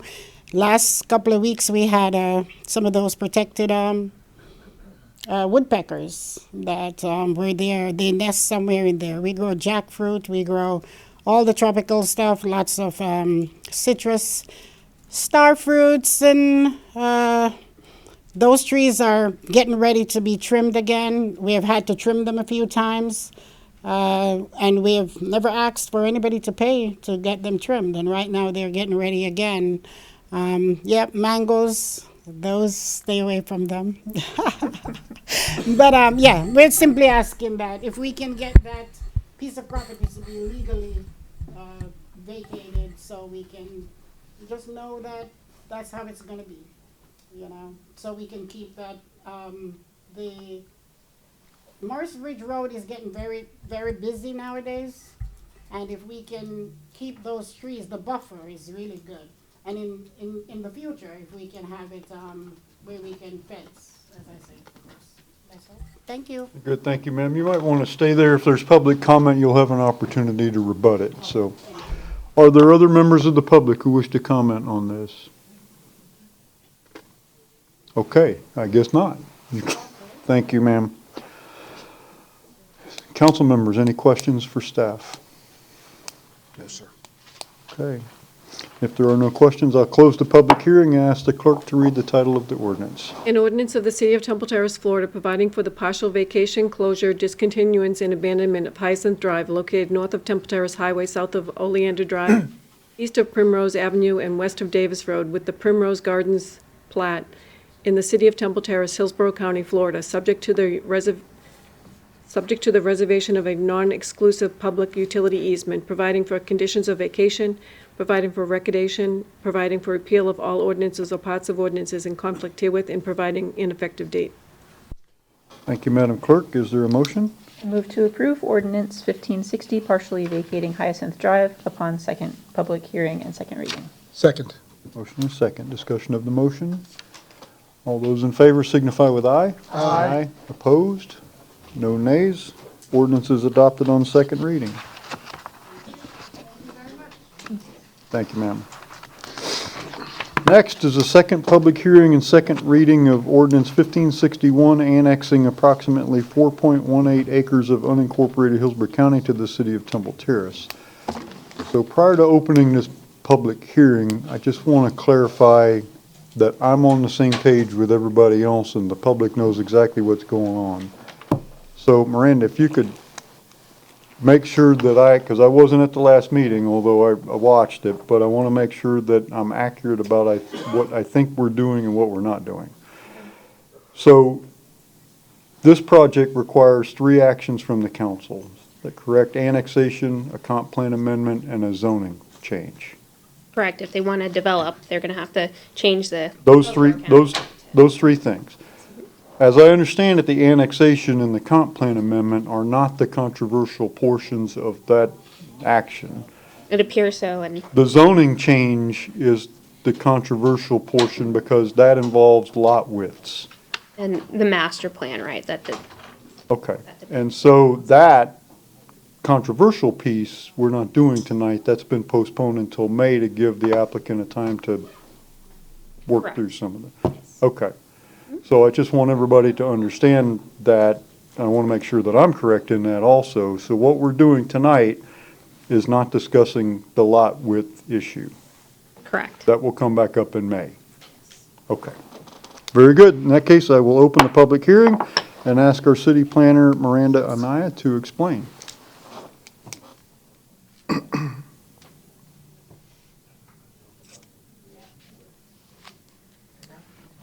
Okay, good evening. This is a second reading and second public hearing of an ordinance approving the annexation Annex 2302 for 10024 Davis Road. As we just discussed, this annexation is the first of 3 land use actions by the applicant. Later on tonight, we will hear the comprehensive plan amendment, and then the third land use action would be the rezoning amendment that has been tentatively rescheduled for May 7th. And that will give the applicant a chance to revise the master plan that was depicted at the March 5th meeting. This is an aerial view of the subject site and the surrounding area. To the north, south, and to the east is single-family residential, and the city owns the parcel to the west. The subject Property is approximately 4.18 acres and is currently located in Hillsborough County.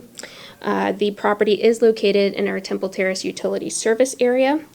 The property currently has a mobile home on site, and the proposed use is for 32 single-family homes, but as I mentioned, the master plan is being revised, so that may change.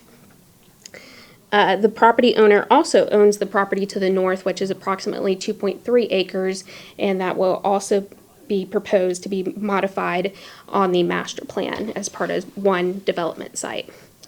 But back to the annexation, Florida statute has requirements for annexation. There's 3 criteria that they have to meet.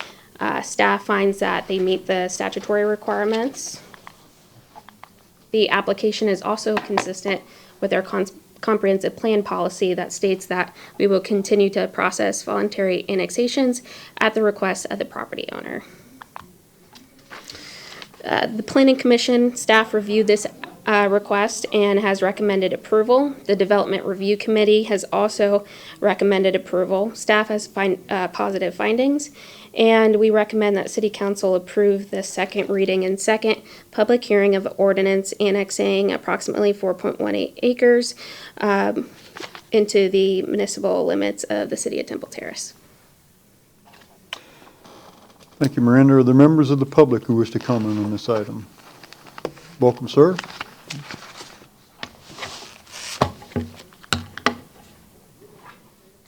Good evening, sir. Hello, I'm Ralph Giordano. I spoke at the last meeting. I promised I wasn't going to speak tonight, but I'm doing it anyway. I wondered if the council realizes their responsibility to Davis Road. When you annex this, you are now responsible for making improvements to a ridiculously overcrowded road. We've been nailed by Interstate 75 traffic cutting across to get into Temple Terrace instead of using Fowler. We are nailed by all kinds of truck traffic coming through to get to Amazon, not to mention the employees. And now we also have to deal with the VA, which has put a big facility up, and how's everybody going to get there? Well, they're going to come across Davis Road, of course. It's the quickest way.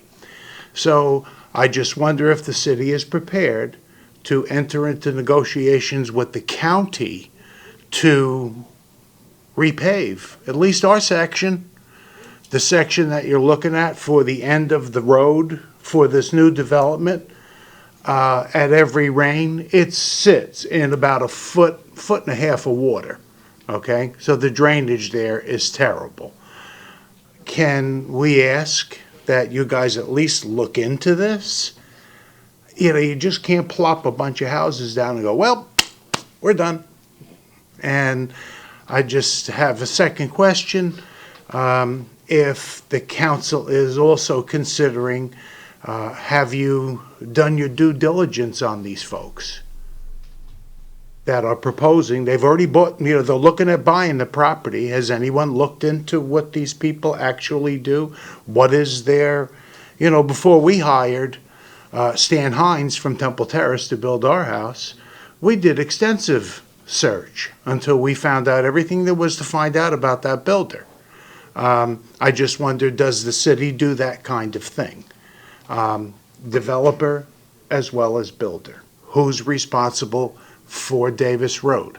Can you approach the county to possibly look at some cooperation to help with Davis? I don't know what they're going to do with Davis Road. They keep putting more traffic on now. We're not going to know what to do. There's no room to make it any wider, unless, of course, they start taking people's property. So those are my concerns that remain. We'd love to have new development at Temple Terrace, and we'd like to see developments that reflect the honor and the amenities that Temple Terrace has to offer, and also that it would be a reflection of the city. Thank you, sir. Are there other members of the public who wish to address the council?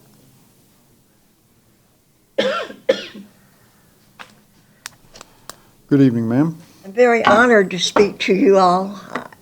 I have been in this area since 1967, We need your name, ma'am. and I'm 92 years old. My Ma'am. husband was in the Ma'am, we- Navy for 20 years. We need your name, ma'am. Is it all right if I speak now? We need your name first. What? We need your name. Okay, What? Tell them your name, honey. My name is Shirley Kester. there we go, thank you. I'm sorry. That's all right. Can you Yes. reset the clock, please? Now, I have lived in this area since 1967. I lived on Temple Park development for 12 years, and that got to be kind of difficult because it got a little crime involvement, and I had 4 daughters. And my husband and I decided we needed to live on somewhere safer. So we moved out, and we have lived on Landway Drive since 1979. And we like that little road. It's got a dead end. We know our neighbors, and we're very happy there. And there are several little homes, there are several nice-sized homes with even several swimming pools in the back, and we love it very much. But now, my home, my husband passed away in 2006. My home is through homes from Davis Road, east of Davis Road. Okay? If they build all these small little houses on the west side of Davis Road, in 2 years, the property value of my home is going to go down. And my concern is that I don't know how much longer the Lord's going to let me live there, but when I go to heaven, I want to be able to sell my home and divide it from my 4 daughters and 3 grandchildren. And that's been our desire ever since we moved there.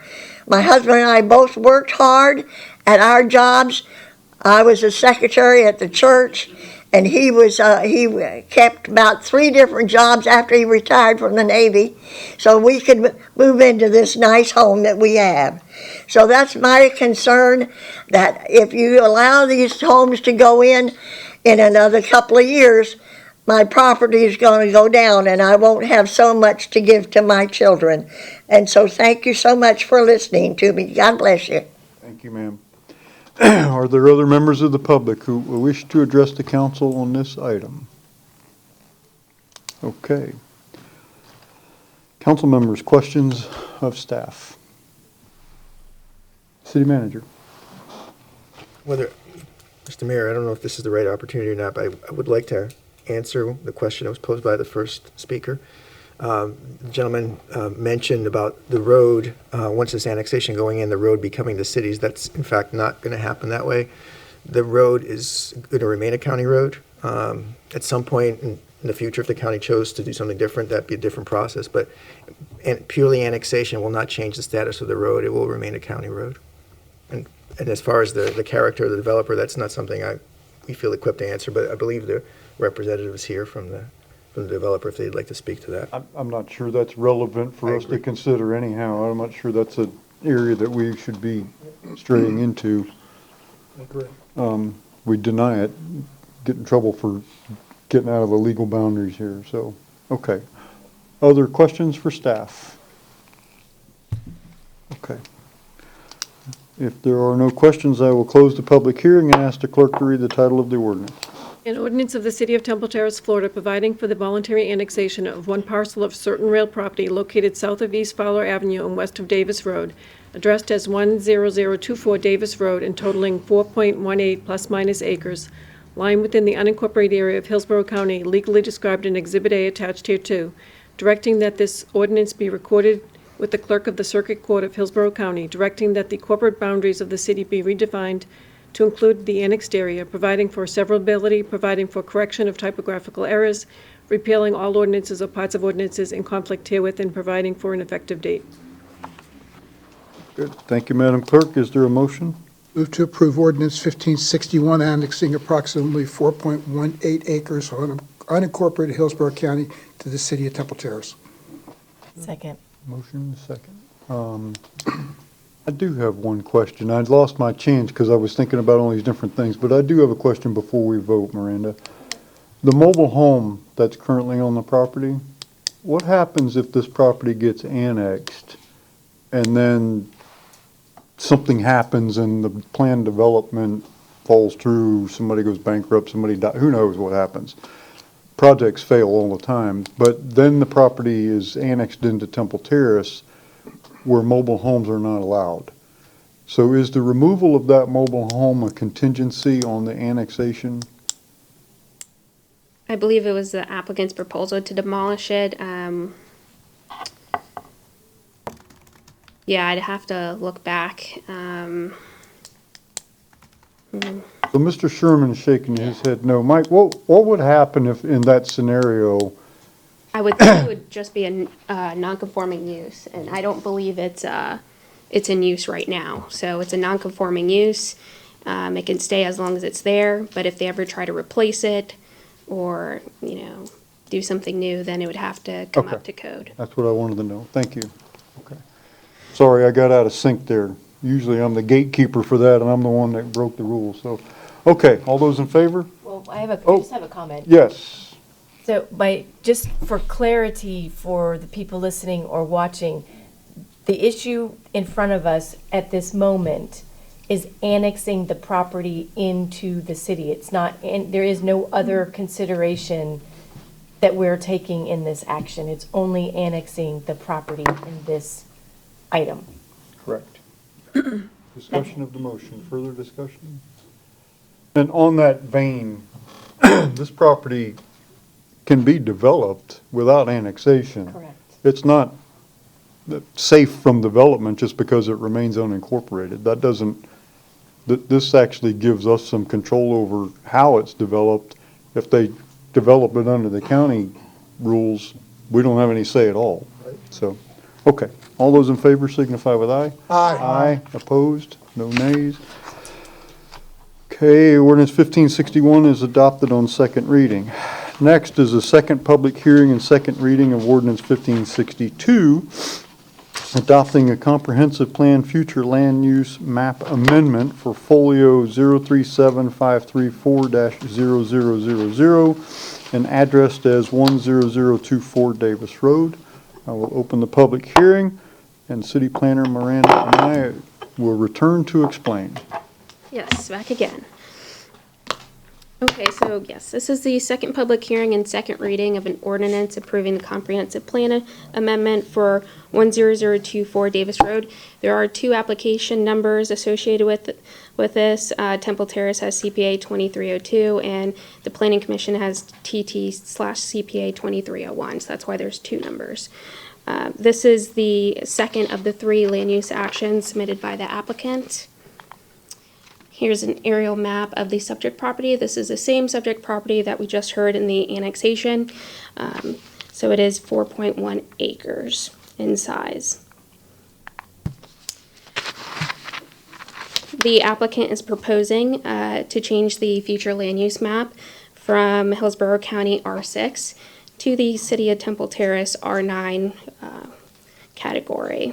As far as concurrency goes, Public Works has confirmed the ability and capacity to serve the project for solid waste. The project will also need central water and central sewer, and Utilities Department has confirmed that there's availability and capacity. Here is the existing future land use map, and here's what the project will look like if this amendment is approved.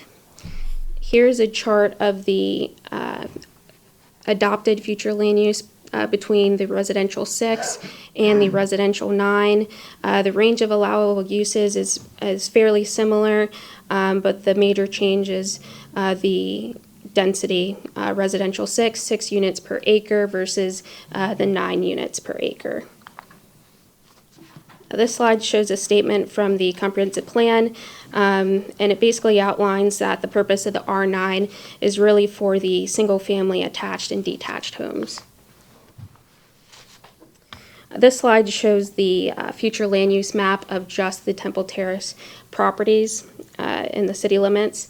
Temple Terrace does not have an equivalent to the R6 category that's currently there for Hillsborough County. Temple Terrace only has R4, R9, and R18. As you can see on this map, the properties within the Temple Terrace limits in this area have a land use category of R9. There are many comprehensive plan policies, objectives, and goals that are consistent with this application. I won't go through them all, went through it last time, but the Planning Commission staff report also has many more of these policies, and so does the applicant. This project, if it is approved for affordable housing, does align with the strategic plan. And this application is not subject to the state reviewing agency, the Department of Florida Commerce, formerly DEO, because this application is considered a small scale amendment, which is projects that are less than 50 acres in size. On December 11, 2023, the Hillsborough County City-County Planning Commission held a public hearing and recommended approval of this amendment. And staff recommends City Council approve the second reading and second public hearing of an ordinance approving the future land use map from R6 Hillsborough County to R9 Temple Terrace. Unica Mills, executive planner, is here from the Hillsborough Planning Commission to give a short presentation on this amendment. Good evening and welcome. Thanks for sitting through our meeting tonight. Good evening, Mayor, Council members, Unica Mills Planning Commission staff. Again, I'm here to present TTCPA 2301, located at 10024 Davis Road. This is a privately initiated amendment, small in scale, a little over 4 acres. As has been said previously, the applicant is requesting a future land use designation change from Hillsborough County Residential 6 to Temple Terrace Residential 9. Here's a general location map. More specifically, as we've seen, the site is located on the west side of Davis Road and north of Temple Terrace Highway, just south of Druid Hills Lane. From this aerial, the site is outlined in pink. You can see the site is along the western boundary of Davis Road. From the aerial, you can also see a large lot single family to the south. This area is predominantly made up of single family residential in the area. Here is a photo looking north on Davis Road. The subject site is on the left-hand side in this photo. Here is a photo of looking south on Davis Road. The subject site is on the right-hand side.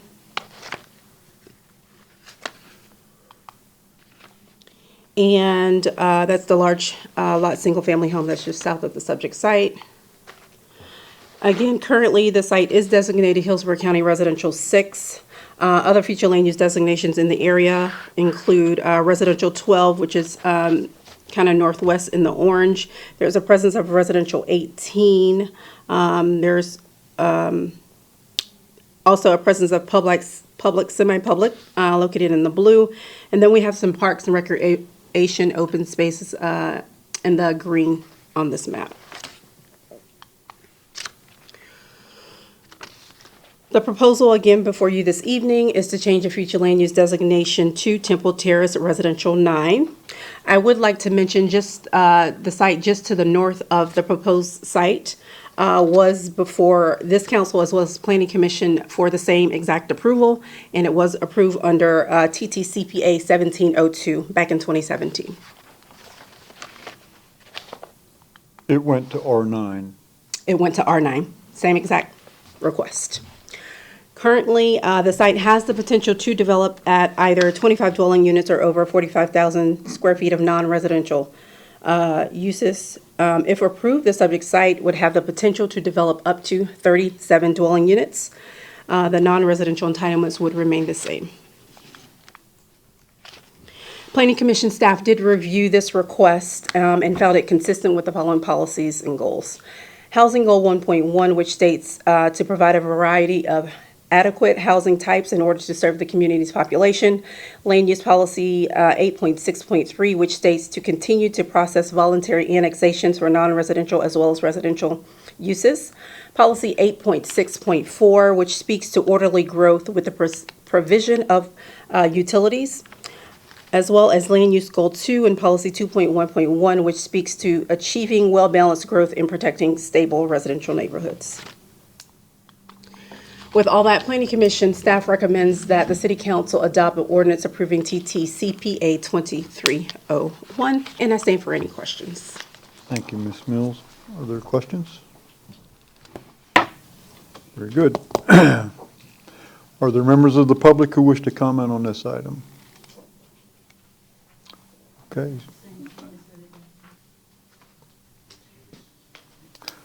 Council members, questions for staff?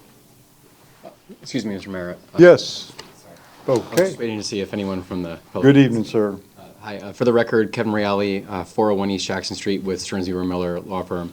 I just want to point out a few things for people that are listening. As mentioned in the last one, I didn't speak on the annexation because I think that was a little more straightforward. As is often the challenge when you're doing a comp plan amendment with a zoning, the public sometimes conflates the two. You all are still going to have the power to review the zoning and consider the density and the compatibility at the zoning stage. The reason R9 is being chosen is because that is the surrounding area, and there is no R6 available. The R6 is the county designation. All of the surrounding area that is in the city is R9, and so it would actually be, in a weird way, less compatible to do a lower density for this application. While we're not talking about the zoning here, just to give the council and the members of the public listening some comfort, the application we brought before was below 5 units to the acre, and we've been asked to make those lots bigger, so it's going to go down from there. So we're looking at we were barely at half in that application, and it's going to come down from there. And so, addressing those compatibility concerns, we request your approval. Thank you. Thank you very much, sir. Last call, questions for the staff? Okay, if none, I've closed the public hearing and asked the clerk to read the title of the ordinance. An ordinance of the City of Temple Terrace, Florida, amending the Imagine 2040 Temple Terrace Comprehensive Plan future land use map for one parcel of land located south of East Fowler Avenue and west of Davis Road, addressed as 10024 Davis Road, and totaling 4.18 plus minus acres lying within the unincorporated area of Hillsborough County, legally described in Exhibit A attached hereto by changing the future land use designation on said property from Residential 6 in Hillsborough County to Residential 9 in Temple Terrace for CPA 23-02 and also Temple Terrace / CPA 23-01, providing for amendment of the official future land use map of the city, providing for severability, providing for correction of typographical errors, repealing all ordinances or parts of ordinances in conflict herewith, and providing for an effective date. Thank you, Madam Clerk. Is there a motion? Go ahead. Good.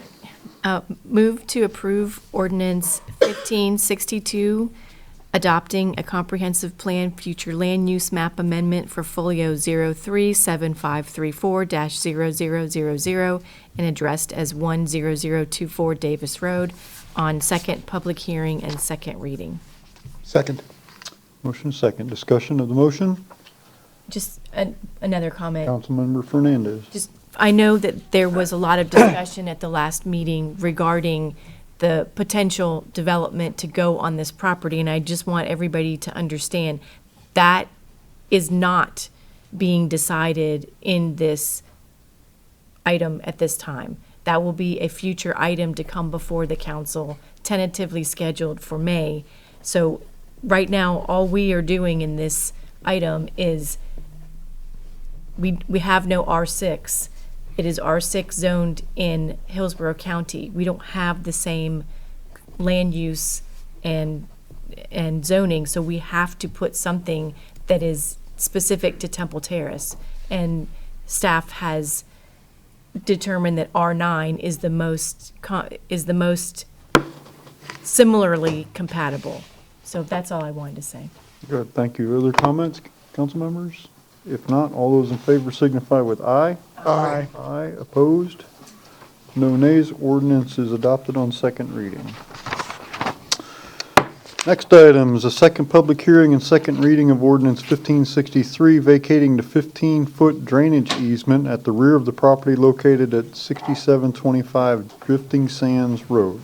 I'll open the public hearing, and our Public Utilities Director, Troy Tinch, is here to explain. Good evening, Troy. Good evening, Your Honorable Mayor, City Council. I'm here on the second reading, our second public hearing and second reading of ordinance 1563 to request the vacation or release of a 15-foot drainage easement located along the rear lot line of 6725 Drifting Sands Road. Thank you for pulling up the survey figure. So the area we're speaking of right now is the red dotted line. If you notice behind that, it says 15 feet. That is the area of the easement that we're requesting to vacate. It's currently a drainage easement. The black dotted line or dashed line is the actual limits of the property. So staff went out and reviewed this request. We did not find it to be potentially detrimental to the surrounding area or the city if we were to vacate this easement. So that says staff recommends City Council approve ordinance 1563 on the second public hearing and second reading. I will stand for questions, if any. Thank you, Mr. Tinch. Are there members of the public who wish to comment on this item? If not, council members' questions. Questions for Mr. Tinch? I have one real quick, Troy. Can you put the slide back up, that survey slide? So I can't tell what's red and what's black there. I see where it says 15 feet due to be vacated by City of Temple Terrace. I see that rectangle. Yes. Below that, where it's the little circle where it says C2 and then it says 25 feet proposed due. What is that? So this is associated, will be associated with the future request to purchase that 25 feet of land. If you recall, back in 2017, we had a similar request, which dates back to 1989, when council made a determination they would sell an additional 25 feet of the existing railroad easement to the property owners along Drifting Sands. So this will be the last potential lot that's available for that purchase, located on the very southern limits of Drifting Sands. So that's not part of this action? That is correct. Why? Because it's a separate parcel? Right now, it's currently city property, and for us to sell that property, we would need to bring that forward as a resolution. So the ordinance is just releasing the existing easement. And in addition, the proposed sale of that property would also, we would anticipate having an easement over that property. Even though we're vacating the easement here? That's correct. Okay. So by vacating that, that also allows the property owner free use of that area if there's not an existing easement. Okay, I got it.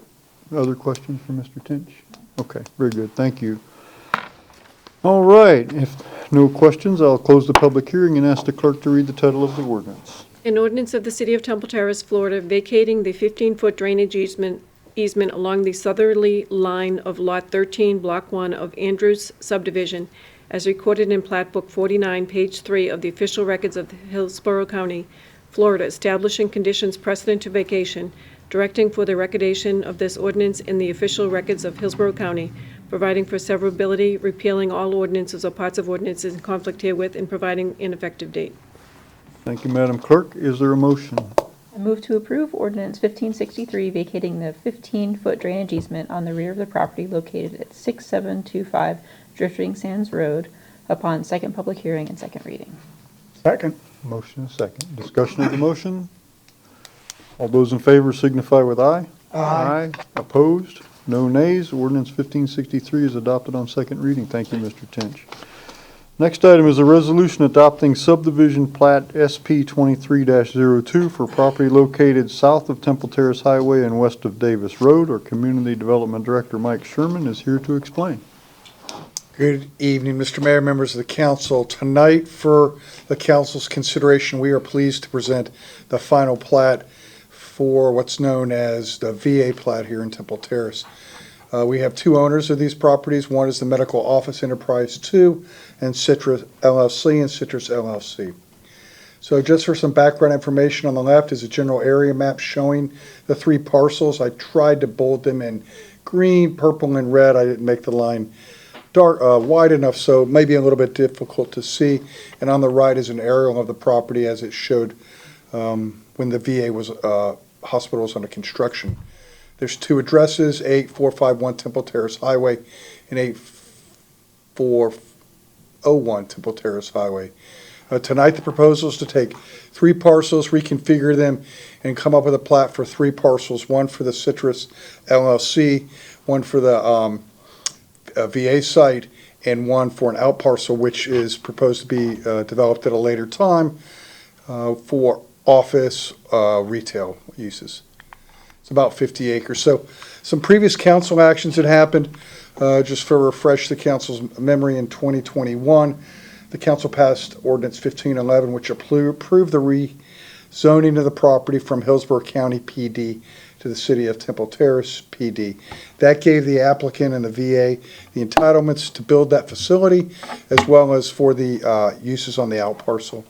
In January of 2022, the council adopted Resolution 1321, which approved the site plan application for the property. On December 5th of this year, the city entered into an agreement with the applicant to amend the subdivision plat application to include Citrus LLC, and then they should record the plat prior to or no later than March 31st. And tonight, the applicants are presenting the subdivision plat for consideration by the council. This is a PDF showing the plat itself. As you can see, there'll be 3 parcels. Lot 1, or 3 lots. Lot 1 is the VA, Lot 2 is the out parcel, and Lot 3 will be the parcel owned by Citrus LLC. And staff's recommending that the council approve the subdivision plat. After this action, what will happen, if it's approved, we will be sending Mylars to our city surveyor. He'll make sure everything's good, and then the signatures will come back to the city council at a later date. The applicants are in the audience tonight. If the council may have any questions, if y'all have questions for me, I'll be happy to try and answer them. Thank you, Mr. Sherman. Are there members of the public who wish to comment on this? If not, applicant, good evening. Good evening. Cammie Corbett with the law firm of Hill, Ward, and Henderson. And I just wanted to say this evening, we are so grateful for your staff. They were wonderful to work with bringing this plat forward. We had a tight deadline we had to work with to get here, and they really pulled out all the stops to make it happen, and we appreciate them, and we're here to answer any questions you have. Very good. Thank you very much. Council members, are there questions for the applicant or staff? Councilmember Fernandez. For staff. For staff. So it's already 3 lots. We're just changing the configuration or the size of the lots that already exist. That's correct. It's sort of a reconfiguration plat. So, and as far as the uses that they're proposing, this does not make any change to the uses that are already allowed under the current zoning, correct? Yes, ma'am, you're correct. Okay. Other questions? Okay, very good. Is there a motion? Move to approve resolution for subdivision plat SP 23-02 for the property located south of Temple Terrace Highway and west of Davis Road. Second. Motion and second. Discussion of the motion. All those in favor, say aye. Aye. Opposed? No nays. Resolution is adopted. Thank you, everybody. Thank you for your patience. We now move to item 7A, which was pulled from the consent agenda. And that is a resolution approving the resurfacing of Whiteway tennis courts by Lawson Courts. And Mr. Langfeld will give us a brief explanation. Sir, good evening, Mayor, members of City Council. What I've brought forward is a resolution to approve the resurfacing of the Whiteway tennis courts by Lawson Courts. This will be in the amount of $71,000, piggybacking on the School Board of Manatee County bid 24-0036-MR. I stand for any questions that you may have, Allison. Councilmember Fernandez. So my question has to do with pickleball. And it is my understanding that we're talking about restriping the courts so that they maintain their usefulness for tennis, because they are the tennis courts for King High School.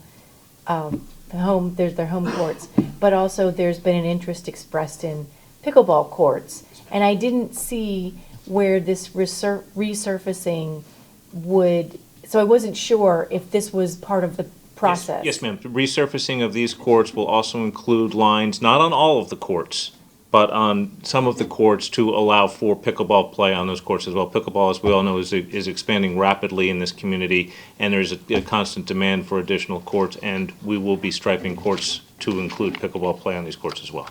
Okay, that was, I just didn't see it in the. You No, made it him wasn't sit here specific. all night for Yep. that. You could have called the city manager this afternoon and asked No, that. because I wanted the the public has been questioning pickleball courts, so I wanted the public to be able to hear that we are indeed striping for pickleball courts, but that's it. Okay. Are there other questions for Mr. Langfield? Okay. If not, is there a motion? Move to approve 7A. Second. Discussion?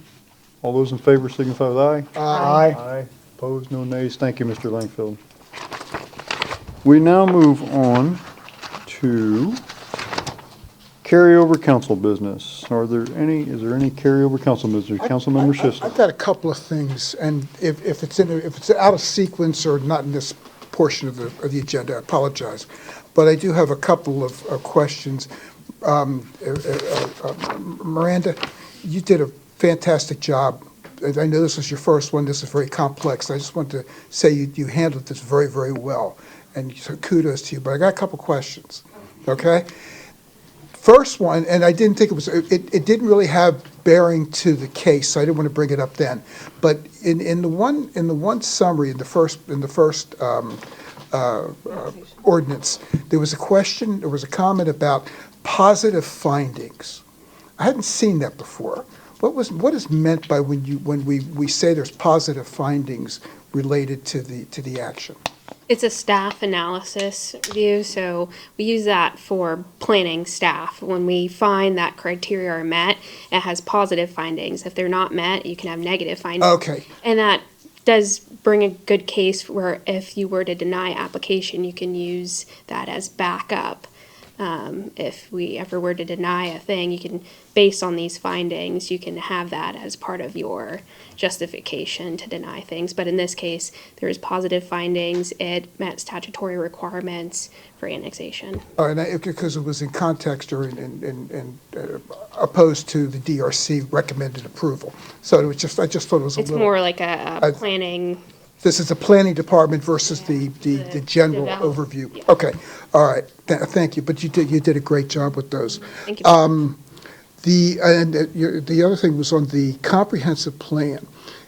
I asked this question last time, and I didn't bring it up outside of council, but I've heard some other rumblings about this. Comprehensive plan says we are supposed to have, or hopefully have, almost 7,500 affordable housing units by the year 2050. Is that a reasonable number that we could ever possibly hit? Does it hurt us to have that in? How many do we have?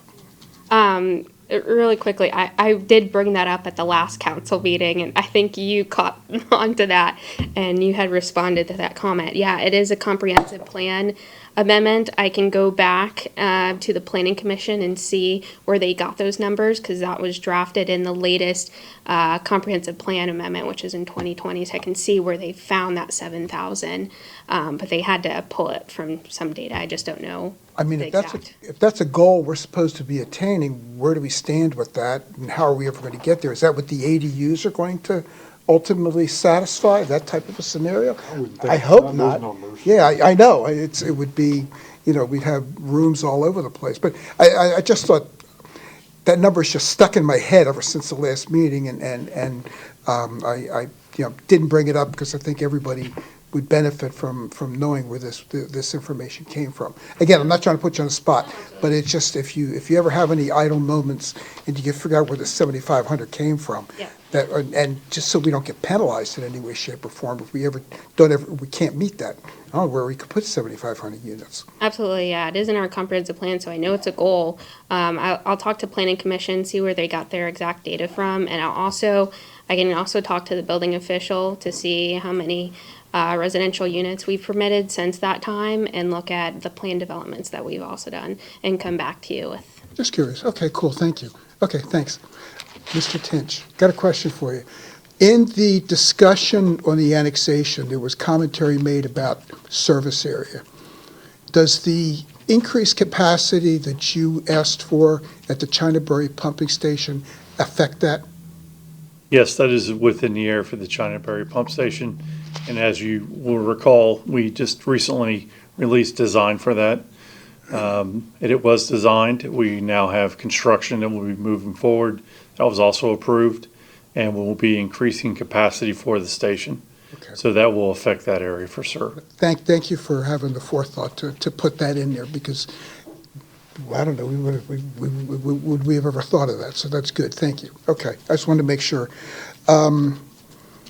And, another point, Brian, with Primrose Garden, that 1925 calendar, 1925 map, not the calendar, 2025 map, I didn't understand how that ever developed, but you putting the map in there helped me to understand how that pie shape was developed, because Morrisbridge Road wasn't thought of back then, and it just, how did it happen? You know, where did that come from? So thank you for doing that. That helped a tremendous amount. And the last comment that I have is regarding the double TT.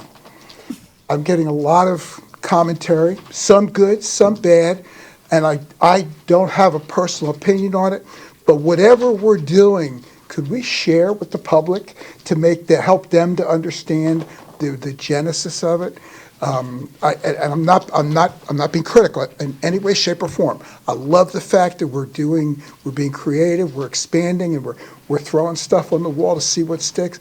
But if we could share why we're doing that to the public in our social media, help them to understand it. We're not trying to open a dude ranch here, that type of thing. So it's just, I don't want to impinge the creativity, but if we could just share what we're doing with that. That's all. Definitely. So it's a concept that when I was interviewing for the position, I had a coworker at the time that grew up here, and I told him I'm gonna go interview at Temple Terrace. He said, "Oh, the double T." Okay. So I said, "Oh, that sounded cool." So when I interviewed, I mentioned it. She was younger than me. There was also a resident, an employee at the rec center that also said that her generation kind of called it that. So it's something I kind of used to attract that audience a little bit, because from their conversation, they kind of don't really involve in the city's social media. They not pay attention to what the city was doing. So I figured, I know there's the TT, there's the Terrace, the double T. It's just, we're all one, we're all the same. It's just a way of trying to attract that crowd, because that's what they called it at their time, right? And then that's kind of, it wasn't my creation, something that I heard, and I thought it was cool. I liked it, so I figured we'd try it. If we could just share that type of information, because I said TT for a long. I still say TT. We still say TT, but people are misunderstanding, and it's not a cattle ranch and that type of thing. So, I mean, I've literally heard that type of discussion. And to clarify, also that shirt and that stuff was created for a high school event that we had with Career Academy. That's good. When we have other events, there'll be other branding, other marketing coming out. So I'm not neglecting, just those were leftovers from that event that we don't want to store. We want it out there. We want to share it with the residents. So that's kind of what that was. Not trying to stop you from being creative. It's great. We love it. But just maybe share with some of the other individuals. Will do. Thanks. Will do. I'm done. I'll shut up. Okay, other council business. Other carryover council business. Okay, new business, board reports.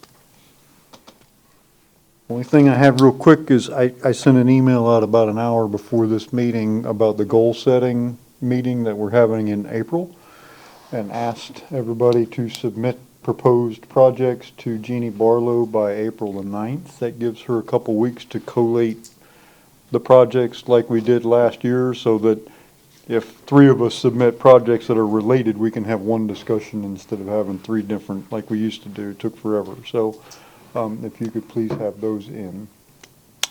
And that's all I have. Other new business, board reports? Sure. Councilmember It's not a Chambers. board, but my duty is heading up the art project money, the budget. My group, we have developed or identified a art hanging system for the hallways. I've talked to the city manager about that. We're starting on a purchase. He has to look at, there used to be lights in that hall to shine on the artwork. Those lights are gone, so he's got to look at electricity needs up there. So we're going to move forward on that. We've identified a person to head up a committee to be the curator of the art. We've almost fully developed, but in the works, a process for an all-call for artists to submit their work to ideas so we can judge which art we want to go up into the halls. That's our first project. We have mural artists ready if we want to go forward with the artwork murals on the streets. That, you know, your suggestion of Whiteway and Gillette certainly is workable. We've worked on that. So that's where we are. We're getting ready to start spending money. Good progress, thank you. Other new business? Okay, city manager. Mr. Mayor, I do not have anything this evening. Very good. City attorney. Me neither. Ooh, wow. So what do you want to talk about for the next 45 minutes or so? Anything? Anything at all? Council members? City clerk? Allison, Councilmember Fernandez, did you want to bring up the project that your committee's doing this week? Oh, yeah.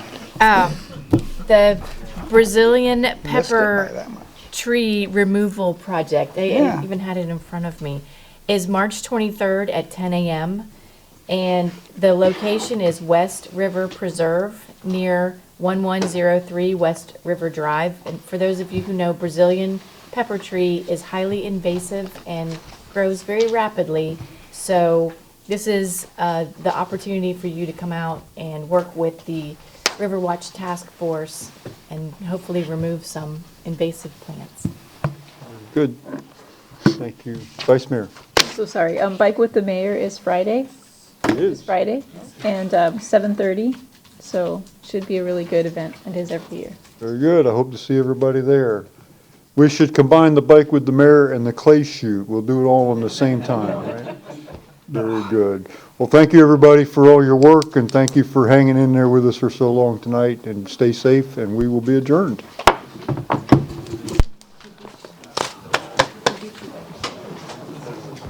You,